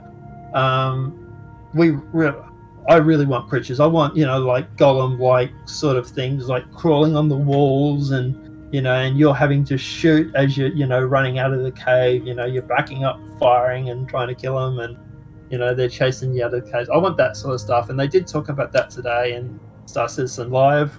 They did talk about putting creatures in the caves, but it's going to be a future thing. It's not happening anytime soon. So, yeah, but obviously, we've got CitizenCon coming up in 4 weeks from now. Are you doing anything for it, Cope? What are you doing? Well, I was going to actually ask you if you wanted to jump on with me because I am gonna stream, and I would like somebody knowledgeable to kind of help me navigate through that. Yeah, by all means, man. Definitely help you out for that. Okay. All right. Awesome. That's what I was going to ask you about last time, but I completely forgot to ask you. Yeah, that's okay. I remembered after we jumped off the show and everything, I was like, oh, he wanted to ask me a question. And I was like, it's all right. But yeah, no, man, I'm definitely up for it. I love CitizenCon. So. Okay. Yeah. Awesome. Yeah. All right. Who's next? Who else wants to talk? Who do we got? Hey, Cobra, it's Ace Taco. Hey, man, I couldn't hear you when you guys first jumped in, just OC. So, yeah, man, what was the initial question? What did you have to say? Because I had to DC and then jump back in the channel to actually hear your voice. Oh, no, it's basically whatever you guys want to come on the show and talk about. What me and Alexis talked about for the first half of the show is we talked a lot about organizations and things like that. But, yeah, whatever you guys want to talk about, it's an open format for you guys. Yeah, can I jump in for just a second? The organizations, yes, there's there's thousands of organizations out there, but more or less what this focus was not just for the organizations, but the community building events. Yeah, the community events. Yeah, this is all about really not necessarily the org, but actual events that happen in Star Citizen. Right. Sorry. No, it's cool. I mean, we can all throw organizations because I'm an org, but Daymar Rally is technically an org, but it's actually an event. So that's kind of what we're talking about. Right. I was going to say, if you don't mind me asking about that, Sure. obviously CIG obviously supports you guys. Obviously, they're very aware of the Daymar Rally. They support absolutely. you guys. They give you advertising, stuff like that.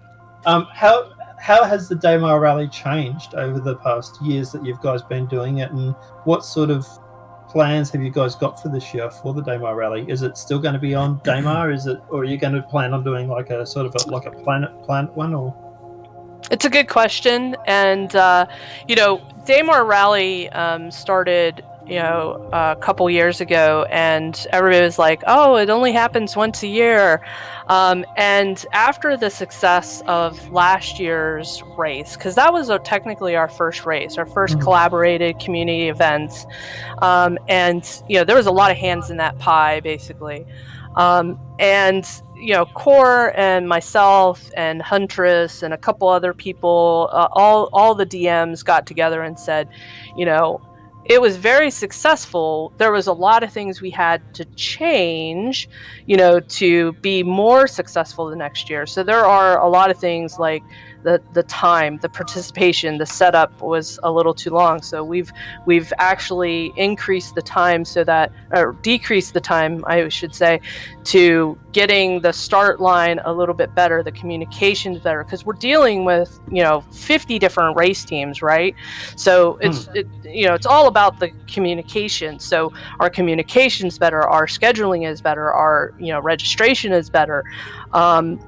Echelon News was kind of put on the lower burner because I didn't want to interfere with the main reason why we were there, which was Daymar Rally. But this year, I have way more support for Echelon News broadcasts than I've ever had before, and it's not even Daymar race time.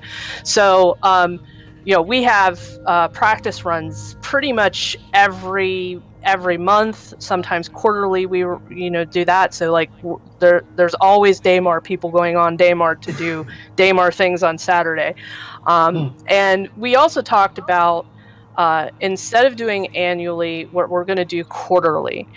So that has been a big change, and we're going to do different races. Hurston Hurtlocker is one of the ideas that we came up with, was basically putting everybody on the ledge of a crater, and basically last person standing wins, right? So it's like demolition derby, if you will. We've talked about different planets and how those landscapes would affect racing, so like ice racing and things like that. So we've actually talked about going quarterly. We also have the Grey Cat Social. Grey Cat Social started as a joke.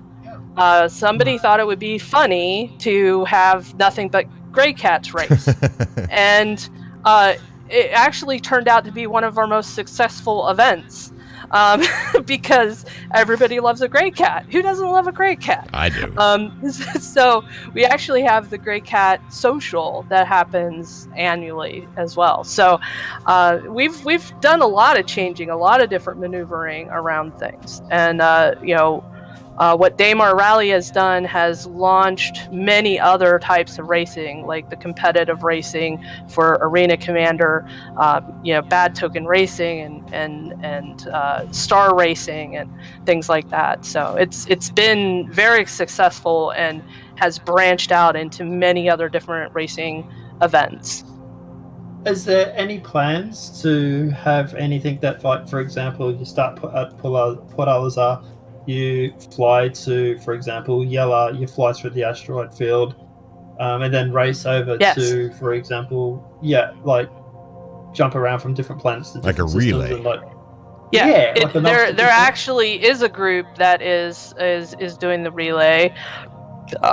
Now, they haven't actually officiated how that's going to work, but now Daymar is more specifically ground vehicles because that's what Cora loves. Yeah. He loves that type of racing. But because of how we handle things and because of the extraordinary people that we have running different events, the coffee club has talked about doing a relay race from all the planets. So Daymar probably won't get involved with that, but there is talk about it, and if I know the people in charge of that, it's going to happen. So absolutely, that's something that's going to happen. All right. Well, very I cool. hope that answered your question. yeah, it did actually. Yeah, you're dropping out towards the end there for a sec, but I don't know if apologize. That was me. No, that's all right. I don't know if it was me or but yeah, that's I sort of thought about that like 6-12 months ago, and I've been meaning to hit you up and actually say, you guys planning on doing anything for like ships and All right. Cool. Yeah. So keep your ears to the ground. Ace, what did you want to talk about, buddy? Well, Cobra, first, man, awesome job. I'm glad you're bringing attention to this fantastic community and this game that is a work in progress, and it's like a layer of a cake, layer after layer after layer being added each quarter, right? Yeah. Keep getting better and better, and it's good to be along for the ride, so we can get samples of each piece, right? Exactly. So you're sharing that, so thanks, man. It's really thank you, appreciated. buddy. I do appreciate the support, man. I really do. I'm addicted. I'm in love with this game instantly. It didn't happen instantly because I tried playing it a while back on a bad PC. Sure. It just didn't have that same experience because I didn't see the fidelity of the game. And then when I got the new PC, it's clear. It's like putting on glasses and seeing it for what it really is now. And I feel truly blessed to actually be playing this game right now. And I've heard I'm coming in at a Goldilocks zone to where a lot of optimization has happened. There's regular updates now to the game. And and when I talk about how to people, like, there's not a lot of bugs that I find myself in. I'm not trying to downplay what Star Citizen fans have been through. I know that you guys have been through bugs and server issues and things like that. So I'm not trying to downplay that, but trying to more so tell people who are on the fence about getting the game that the bugs that are in the game right now, at least at this point in time, do not take me out of the immersion of the game.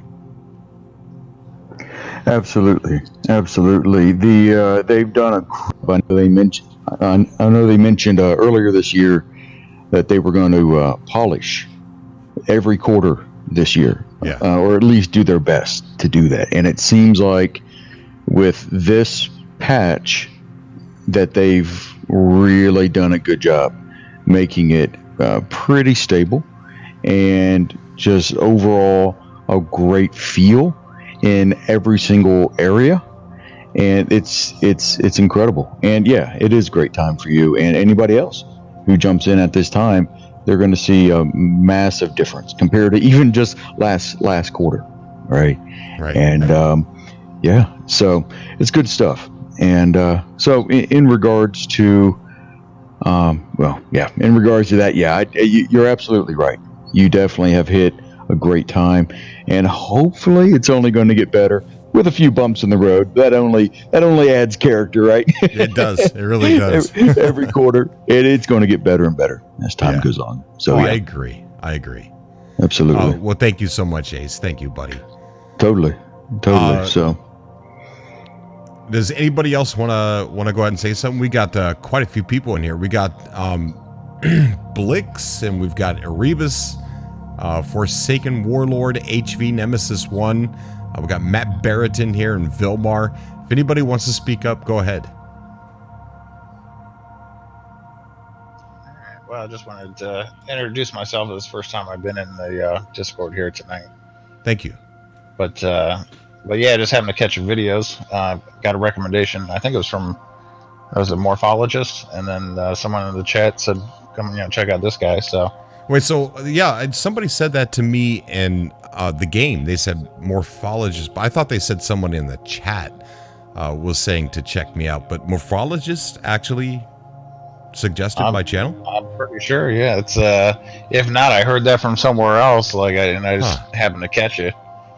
So that's cool. And yeah, I say I really like the videos and stuff you guys are doing, but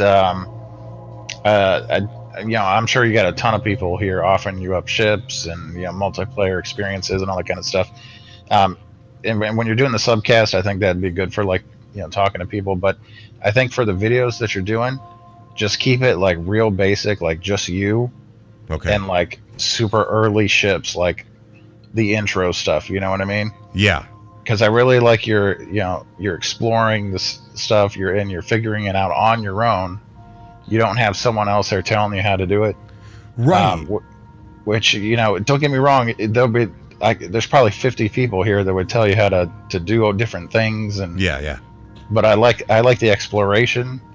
I like seeing you kind of you have that wonder when you get to something for the first time. Yeah. Kind of like if you were hit Benny Henge, you'd be like, what the heck is this? And but, that I also don't want to spoil anything for you at the same time. Yeah. Me and Alexis, we were talking about that this exact topic. That I want to play with a lot of people, and a lot of people are offering all kinds of stuff, and I'm really so super grateful. But right now, I kind of feel like this is like an intimate experience, and that I want to discover these things on my own at first and get my feet wet inside the verse, and then when I'm not done with that, but when I feel like I have that I'm ready to start playing with other people, then I want to. But for right now, I'm enjoying being solo a little bit. Yeah, and that's definitely what I recommend, is just keep with that, because it's really mellow, it's really low key that way. Yeah. Because I'll be honest with you, I'll just put your videos on and just have them in the background while I'm working, just so I can kind of get a little Star Citizen while I'm doing other stuff. That's awesome. Thank you, buddy. I do want to say something real fast. As far as your topic about staying alone for a little bit longer, I am going to be reaching out and doing a ride along with those pirates. That is something that I really want to see. So I'm going to keep continuing doing what I'm doing, but I definitely want to record that ride along. That was pretty amusing, man. That was a fun moment. Yes, it was. Especially when that guy ran past you and you guys were standing on the stairs and he was like, yeah, I go here and I go there. And you were like, and a few minutes later, I see what you did there. That was so great, man. Then he was like, he can still hear us. he can still hear us. That was the greatest, dude. That was so good. But yeah, hopefully you do. Hope that'll be so much fun. We're riding hot with the pirates. You know? That's so awesome, dude. Yeah, Blix. Yeah, that's gonna be the only party setting I'm gonna do for right now. I'm gonna do a bunch later on, but I definitely want to do that right along. Okay. Yeah, I say definitely do that, and then like I said, just slowly upgrade to the different ships. You know what I mean? Instead of just boom jumping in the 890, boom jumping in the the biggest ships and the craziest stuff, and just kind of slowly escalate. Yeah, most definitely. Yeah, Cobra. This is Ace again, but yeah, when you first got started, it was fun to see and hear, like I mentioned. And one thing I would recommend to people when they get started, just like what you were saying, enjoy it on your own. Just enjoy. It's like waking up early in the morning before all the family gets up, just to enjoy some peace and quiet. Enjoy just some moments. And it's also like running. Well, it's like if you join a friend in a new game and they've been through the game and you join them in a co-op and they just rush you through it. That's no fun, Right. Right. And so Blitz is absolutely right. Just enjoy it. We enjoy you. Enjoying it, and also you give people that taste of Star Citizen that is truly, I would have to say, one of the best parts that it has to offer. It's the wonder of discovery. What's around the next corner? Like when you were in the middle of those asteroids and you were like, oh my God, it's so far away. The actual scale of these things, right? They look so close, but they're really far. And you turn around, look at your ship. You were like, my ship is way over there. Yeah, it was all tiny. It was awesome. Yeah. And that's the thing that a lot of us love, that we loved when we first got in, and I've helped people get to know the game. And one thing I would recommend for them is to get started in electronic access in Arena Commander and learn inside there. It's a lot less punishing than having to go in the PU, the Persistent Universe, and learn there and die and have to go back to Port Olistar and go through that whole process. Go in Arena Commander, get started there, and have fun, because you can practice landing, especially if you get into the Dark Star map. They have landing areas and stuff like that, and it's a lot bigger now as well. And that's one place that I like to take new people and help them. Help them get the training wheels off. Teach them how to land, teach them how to crash without the punishing experience, having to go all the way back to port, get your ship back up and running, and all of that. Running out of money. 100% OC. 100%. You're absolutely right. And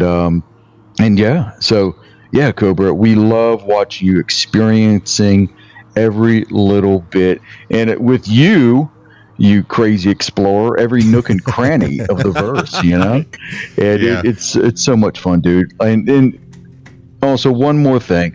You made the amazing point that is so true, and I wish more people would be open-minded, that sci-fi is universal. It's just like music.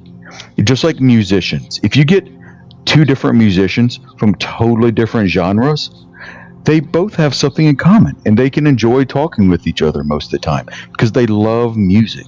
And it's just like us with No Man's Sky or Star Citizen or Eve or any of the amazing sci-fi universes. Right. We all have something in common, and we can enjoy it. We can be together, and we can enjoy the sci-fi. Not what title, but what universe. And you're absolutely right, and thank you so much. That's one message I've been trying to get across, and you are doing an amazing job with all the hard work you've put in to grow your channel, which great job with that. I'm glad you're spreading that message, because we need to get that message across. We have room for all of the sci-fi games. So why don't we enjoy it together? So thank you, man. Thank you. I appreciate that, man. Thank you so much for saying that. Absolutely, man. And just make sure that you don't go hitting the ejection seat on your 300. I thought I was pushing a button on the Moby Glass bracelet. That was amazing. That was so. We've Game Glass. Game Glass. It's amazing. Yeah, Alexis was telling me about the Game Glass. She's convinced me. Man. She's convinced me. Dude, I use it every time. Do it, man. when she's telling me about the Game Glass and then the voice attack, and then I'm sitting here the entire time she's explaining it to me thinking, I can convert this entire desk into an actual cockpit of one of these ships. Yes, you can. I'm going to lose my job. I'm going to lose everything. If I sit here and it looks like the Star Citizen ship, then I'm not going to ever get up. Why? Believe me, there are many who have done that. So oh my gosh, I got to look into that. I got to see some people set up.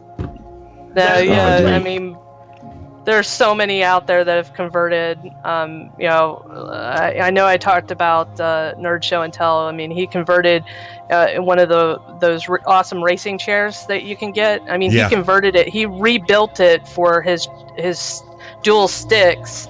Actually built into the chair, so he actually has done huge modifications to the chair, his desk, his stream, all of it. I mean, it's amazing. So wow.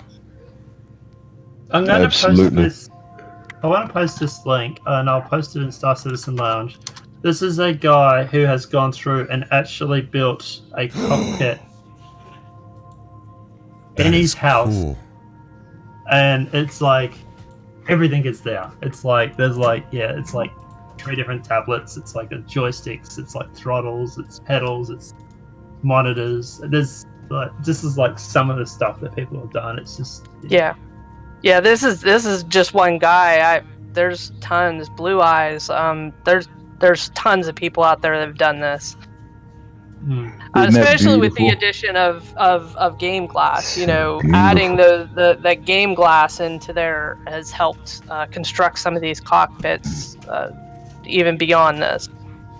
Yeah, 100%. amazing stuff out there. 100%. And yeah, she's right. And for game glass, you can have one device, and then for additional options, you can have multiple devices synchronized across multiple tablets, whatever other devices you have, phones and whatnot. Yeah, you're right, OC. It's beautiful, and it's a great piece of software. But look at that, man! Isn't that so cool looking? Whew. Yeah, that is Talking amazing. about immersion, I think right? Cobra's going to lose his job. I am. I gotta be careful. Oh my gosh. First, you need to stay hydrated from your jaw never closing. You need to stay hydrated. That's really critical, because if you're not hydrated, then you can't play more Star Citizen. If you can't play more Star Citizen, then what are you really doing with life, right? So Yes. yeah. Yes, most definitely. Drink pips. That's what you gotta do. Smart. Get one of those hats that has the 2 cans on the side and has the straw. And Put some Gatorade or Pedialyte in there to stay hydrated. Yeah. And you need your big bennies over on the side, being heated up. So make sure you have your big bennies. Make sure you have your pips, guys. And yes, we're talking about inside Star Citizen lore, guys. All sorts of fun stuff. So, man, cool. So Have you? Just a question. Sorry. Sorry. Go ahead. No, I was going to say, Cobra, have you found the Big Benny's henge yet? The what? The Big Benny's what? Big Benny's henge? Henge? No. Oh, we need to. I don't know if we should give away too many secrets, but no spoilers. No spoilers. Well, maybe you could push me in a direction. I'll send you. We'll talk to you later about it. But yeah, there's a called Big Benny's henge. You need to make a video on that.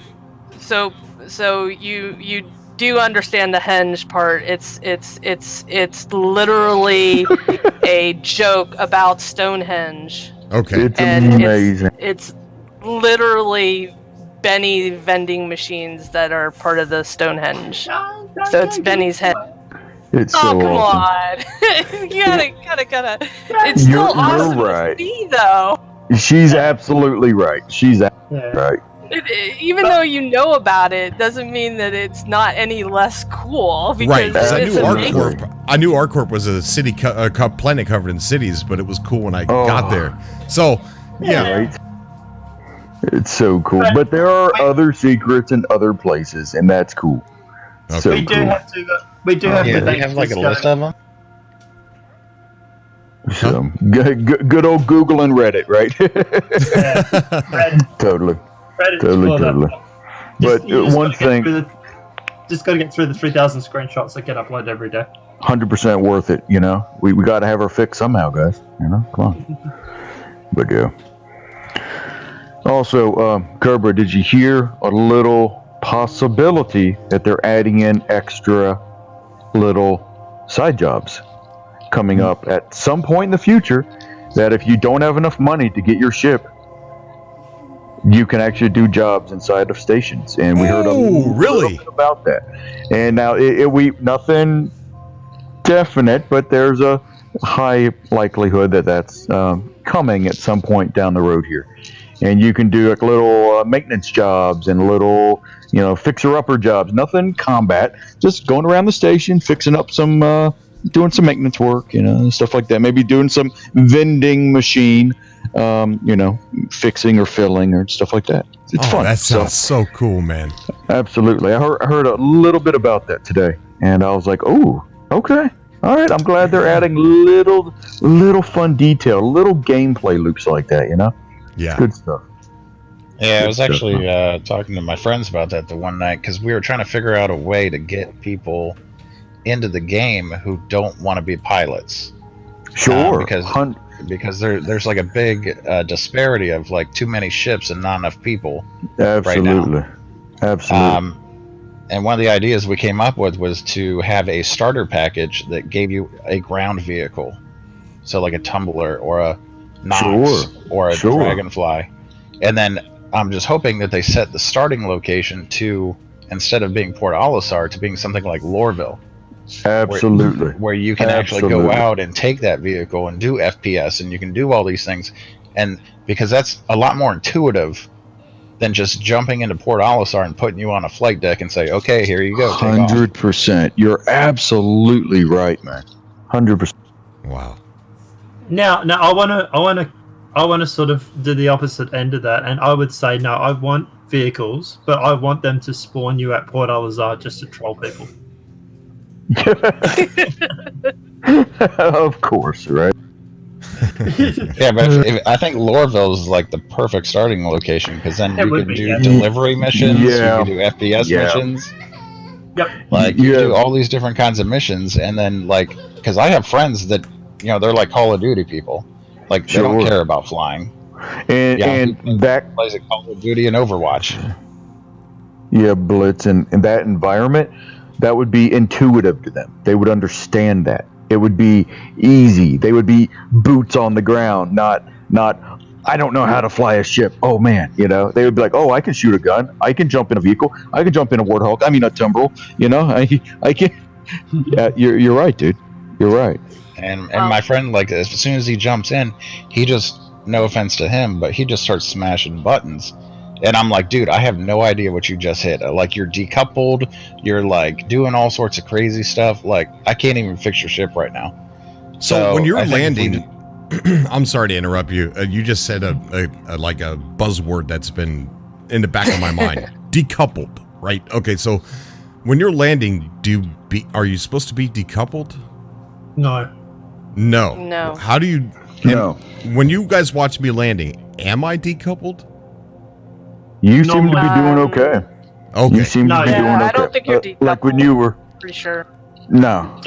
Decoupled is basically what it does is it turns the flight systems on the ship off, so that the ship won't try and automatically correct to help you point in the direction. So if you want to see a really good example of someone flying decoupled, there is a YouTuber out there streamer called Tarada. I'm sorry, dude, if I'm getting your name wrong, but you're French. That was pretty close. Yeah, good job. But yeah, he does an amazing job. Actually, I think I talked about you last time we did the show. He flies, and he'll fly map of the Earth, literally like just scraping mountains and stuff in decouple mode. So he uses that because that actually turns around and says to the computer, I want you off, so that when he turns left, his thrusters and that, he has better control in a sort of way. So you know those racers that we were talking about for Arena Commander, a lot of them will turn on and off their decoupled mode to be able to make those bends that they need to make in the time that they need to make. It's like drifting, if you think of it like that. Yeah. Drifting, racing. You're drifting around your vehicle, and there you go. It's a more advanced technique, and it's beautiful, man. It's so cool. But you have to know how to handle your ship. You know, these are people that fly one ship, and that's what, you know. Or I mean, I'm sure they fly other ships, but they have a favorite, and they know that ship in and out, and they can fly decoupled like the back of their hand.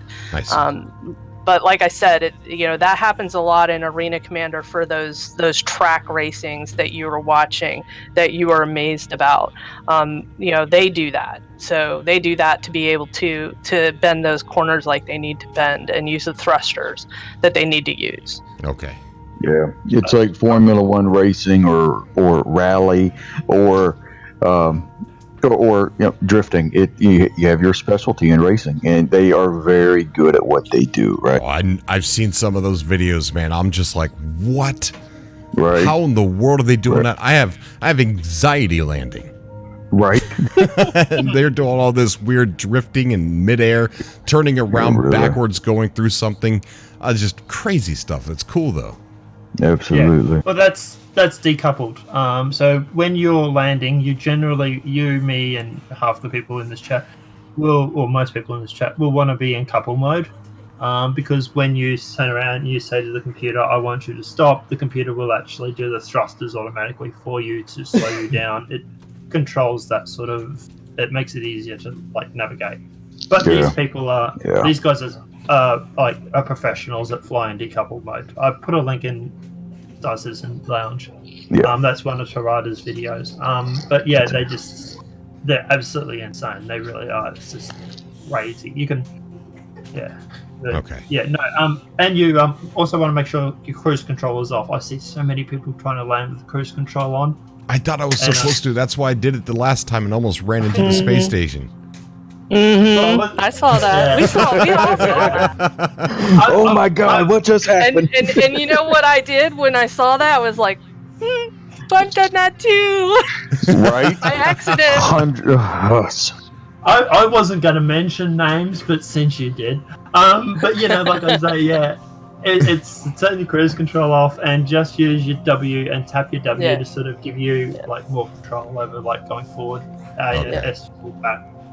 And also, if you do have trouble landing, one of the things that because I fly dual sticks, so.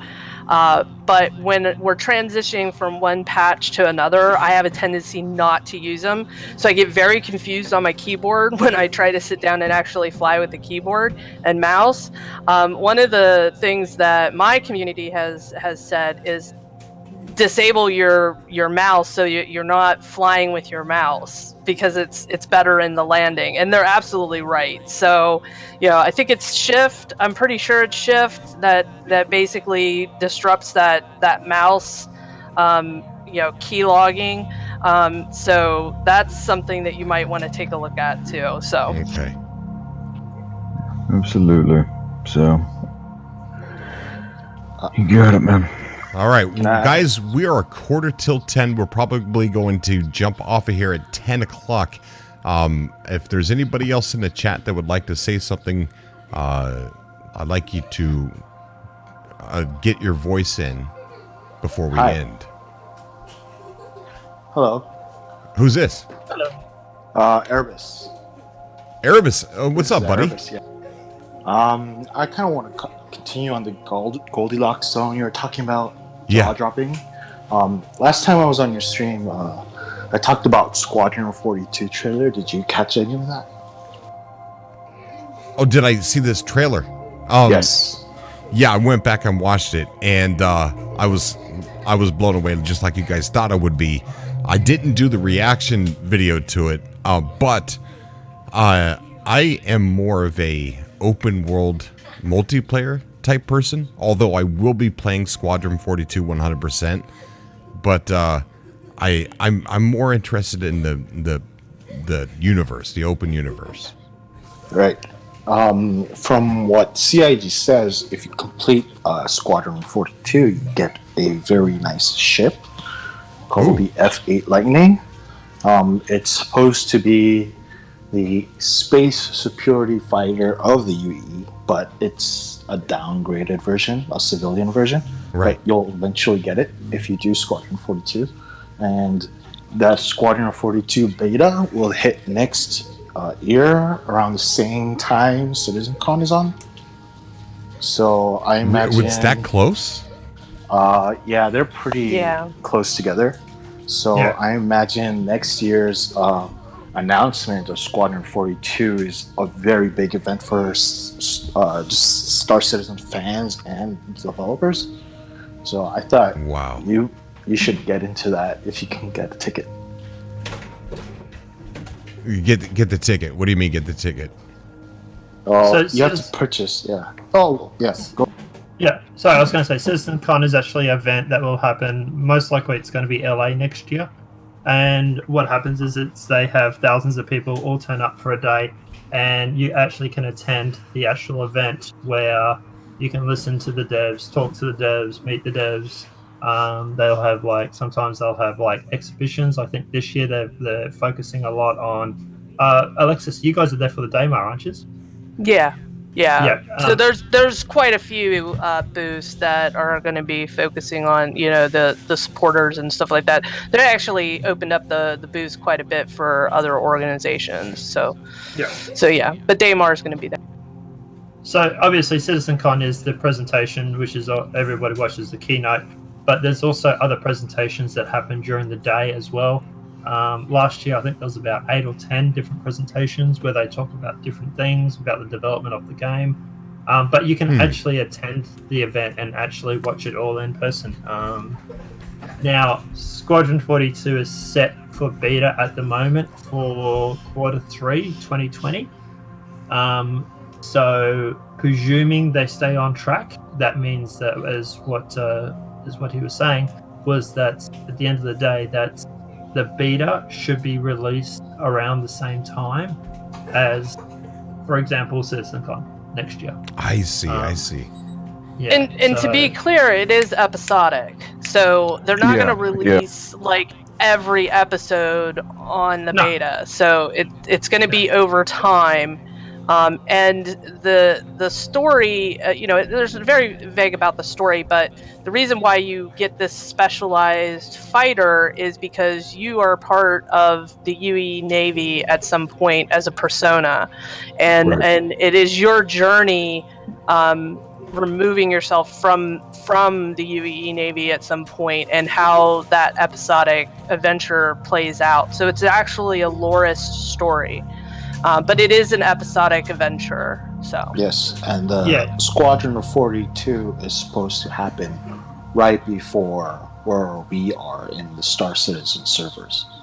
Right. I see. So the ending episode, which is I'm not sure if I'm right on the numbers. It's either 22 or 23 of the episodic adventure. And supposedly what they're trying to do is mash that up against the release of the PU.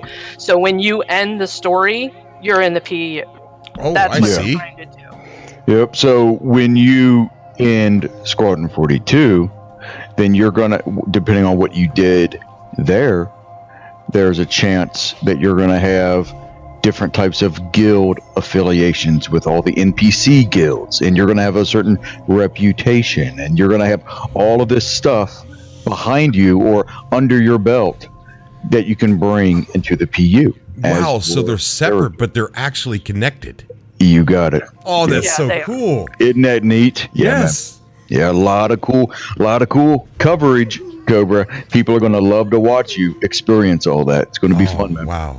Good stuff. So to give you an idea, Yep. Chapter 1, Part 1, has 28 chapters, and there is going to be 3 stories. So it's like a trilogy, like the original Star Wars was. The first episode, or the first part of the game, is reportedly about 20 to 30 hours of just straight gameplay, of just straight missions, and that's not doing side quests or anything like that. That's just normal play missions. And that was, who knows, it might have changed since then too. That's a little bit old information, so it might have increased since then. But but just one thing to correct Everest on, he said that you get given the ship. You have to actually buy the ship in game when you finish Squadron 42. You don't. But you can only get it if you finish. You can only buy it if you finish. Yes. Okay. Yes. Yeah. And that's part of. It's like an unlock hard code or something like that. Yeah. And that's part of your reputation and what you've done and the service you've given, and they're going to tie all that together so that you have special access because you are a special citizen of the verse. So there you go. I like that. You got it, dude. You got it. And when that first came out, it was actually 3 acts and then episodic chapters under that. I think that's changed a little bit, but and it could change a little bit more. We don't really know. I mean, it could change, but the idea still is the same for however they release the episodes. Okay. Yeah, All CIG are very tight-lipped about their whole Squadron 42 for obvious reasons. The original script has been leaked. That is out on the internet. People that wanted to find it, but I deliberately tried to stay away from it because I wanted the surprise. Yeah, Me I'm going to too. stay away from it too. Yeah. Well, if it goes in the direction that I think it will, I'm not going to say, but if it goes in that direction, because I know a bit of the lore behind Squadron 42, if it goes in that direction, there's going to be one hell of an epic space battle. Yes. And Okay. that rolls into, by the way, what we talked about earlier of Operation Pitchfork, taking back Orion. So that's kind of where that comes from. Is Operation Pitchfork still a thing? I've been trying to. Absolutely. Yes. Oh yeah. Oh, Totally. absolutely. They are still 100%. planning on doing it. Yeah, I tried to check the tallies. It's there's new people added to the spreadsheet of who's going to join.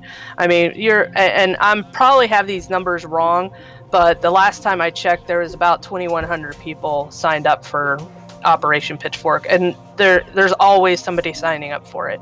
And their Discord is like so active, it's not even funny. It's probably one of the most active things out there. I'm a member of Sync and Synchronizers, and I was talking to those guys the other day. None of us actually could find out exactly if it was still on or not. A lot of them were under the impression that it was sort of it was not so much popular anymore. But I can let the boys know, and I know most of the guys in Sync are up for it. Yeah, Sailor and Sailor and Marcus and Benjamin, all those guys are still very active in keeping up that community. Now, again, you're still waiting for an event that won't happen until the actual day of the PU release, the official date. So, they're not doing other things, but just basically drawing in more people, helping people recruit, other organizations, and still keeping up with things. So yeah, they're still active. It just, their main thing was, Operation Pitchfork, which was the ending of Squadron 42 to the PU and taking back Orion. So that, that's their big thing. But yeah, they're still very active. It would be really, really cool if you could, with Operation Pitchfork, and I don't know if CIG will be able to do this, but it'd be cool if we could actually get into the Orion, defeat them, and actually claim that planet. I'm not sure how that's going to work, but but Star Citizen has agreed to enter Pitchfork into the lore. So that is going to happen. Now, however that happens and what comes after that, I don't know. I'm not versed in how that's going to come out. And I mean, there's organizations that are built around Orion's protection after Squadron 42. There's a lot of people out there that are all about Orion. So. Yeah, well, it'd be interesting. Obviously, CIG might be waiting to see what happens with Operation Pitchfork too. If we end up going in there and cleaning out and everything like that and winning, then they might turn around and say, okay, well, we're going to reset we're going to reset this planet and we're going to make it a UAE controlled space. It's possible, and they've talked about it, so it's quite possible. All right, we're about ready to end it, and there's quite a few people here that haven't spoken, so this is your last chance to speak up because we're coming to the end of the show. If you guys want to talk, just throw my 2 cents in there. HB, what's up, buddy? How are you? Yeah, second time on. For anybody who hasn't met me, I'm HV in the Discord, but I go by Hybrid V or Hybrid V Audio. I have a YouTube channel where I create some community content. Most recently, I think actually Gamers Cafe just mentioned it earlier. I did a video talking about the new update of 7.1. Well, not talking, but showing off the new audio for the quantum travel stuff, which is really, really killer. And I'll put that in the subcast chat for everybody to check out real quick. But yeah, I just wanted to really quickly just say, hey, since you're wrapping up anyway, I'll probably pop in for the next cast. But one thing I'm probably going to do once you go live with this one is I'm probably going to take this and make it sound like it's coming from a radio, because I am doing space trucking right now and it feels like I'm listening to the radio, but it needs to sound like a radio. So that's what I'm going to do with it, if you don't mind. Do with what? The whole entire podcast? Well, what I do, like, so I'm obviously, like, I'm a sound designer / audio engineer in real life. That's what my vocation is. And what I usually like to do for a lot of podcasts is I'll make them sound like they come out of a radio, like they're coming from a physical speaker. And I normally do it for myself, but that's probably what I'm going to do for this one too, is I'm just going to do that. But I have floated the ideas with other YouTubers, other podcasters, like having something like that for people to listen to, like on SoundCloud or whatever. They can listen to the radiofied version that they can hear while they're doing like what I'm doing when I'm space trucking and stuff like that. Just interesting ideas that I'm trying to work on. Okay, awesome. For anybody that wants to talk, I will extend the podcast here so you can have a voice. So it's not like I'm just saying I'm about to end it. But if you want to talk, by all means, I'll keep going if you guys want to talk. Well, I was going to say, did anybody here see the Digital Foundry video that was put up? By any chance? It's pretty good. Was it like a review of Star Citizen? It was more. Yeah. Yeah, it was more of the technical design of Star Citizen. Okay. That was really interesting. I'll link that to you in the set, Cobra too. But yeah, I was going to say they went through and they showed off some of the technical aspects of what Star Citizen's been able to do. It was good to actually see what's a sort of an unbiased opinion of what Star Citizen. Normally, a lot of the games media has a sort of negative opinion of Star Citizen. It was good to see some sort of positive aspect. But yeah, it was a really interesting clip that I'll put a link to it in the description. Okay. Yeah, I've been getting quite a few negative comments on the videos. I was responding to them in the beginning. Now I'm just if it's constructive criticism, I'm leaving it.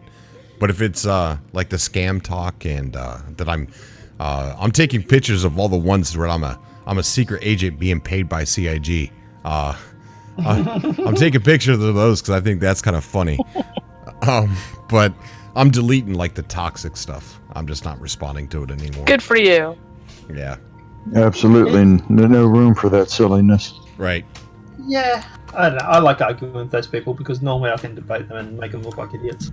But what I was going to say was, look, at the end of the day, anybody that has any sort of clout on the internet will have these people rock up because they're worried that you're going to get people to jump into the game, and some of them honestly believe it's a scam, and some of them are just trolling and whatnot. But their view is that they're worried that people are going to join the game and not have fun. They're going to think it's a waste of money. Blah blah blah blah blah. Right. I think my videos piss them off a lot because here's a guy who's having fun playing the game, right? And I think that just pisses them off. And like the newest video I just uploaded where I went to Grimhex showing gameplay loops, not a single tech demo comment. Because I'm showing the game being played, right? And not a single person said this isn't a game yet. Yeah, you'll find they'll drop off after a time. They'll go on to somebody else. And it's because it's a hard argument for them to defend if you ever press them on that. Like when they go, "This game's a tech demo." Well, really? Did you actually watch the video? Right. So like you start to see that comment to really dry out. For the most part, the most people just regurgitate it missed their deadlines, and that's pretty much like where everybody just backtracks to. So at the end of the day, it's look. Yeah, I don't know. I find that there's a lot of negativity in the community, and it's unjustified. It really is. Yeah. I had someone try and claim, it was in the Digital Foundry video actually, he was claiming that Star Citizen hasn't made any progress in 7 years. And then when I pressed him on it and I turned around and said, well, you know what, you haven't heard of OCS? That was literally put out 12 months ago. One of the groundbreaking steps that Star Citizen has made to actually allow us to have decent frame rate, actually have assets stream in, stream out, no loading screens or anything like that. And then he just didn't bother responding ever again. Yeah, they it's really like- do. Yeah, it's like, oh wait, I made you look like an idiot. Yeah. Yeah, But- they're crazy people, man. Crazy, but I'm no, like I'm not shy to this kind of. I'm not new. It's not my first rodeo with criticism on a video game because I did cover No Man's Sky, which had one of the worst backlashes in gaming history. That I ended up losing like 15,000 subscribers over. Or more. And one of the best recoveries in gaming history. Yes, that too. So yeah, I'm kind of used to it. You know, I guess I always pick the bad boys to talk about. Underdogs. Yeah, the underdogs. But yeah, Star Citizen is truly amazing. People just need to see it. They just need to see. It's $45. Just if you're on the fence, just buy it. You know, just pay the $45 and play around with it. Guarantee you, if your computer can run it, you are not going to be dissatisfied. And Well, that's the thing. even if you are stingy about $45, even if you're not willing to take that plunge, they do have free flights regularly. That's where true, You're free yeah. to just hop in and Yeah. just check it. Yeah, we're Very expecting true. one to come up. We're expecting one to come up, CitizenCon. People are talking about Yeah. the possibility of a free flight Yeah. for that. So if anybody is umming and ahhing about whether or not to jump in, CitizenCon is like literally 4.5 weeks away. Like I don't know if I'm going to be able to sleep the night before. I'm going to be like a kid in a candy store. But I was going to say, but yeah, but it's CitizenCon is like my dream because it's all tech. It's all stuff that they're working on, and it's all like technical stuff as well as the polish and the stuff that they show off the game loops and stuff like that. But they also get right into the nitty gritty and tech stuff as well. You know, like I spent more time probably watching last year's CitizenCon thing where they were talking about OCS than I watched the keynote. Right. Just because I love that tech stuff, you know. Yeah. I'm like the tech, you know. But All yeah. right, guys, Yeah. we're probably going to end it. Any last speakers? No, I think I'm good. Just looking forward to the next videos. Thanks, buddy. I appreciate that.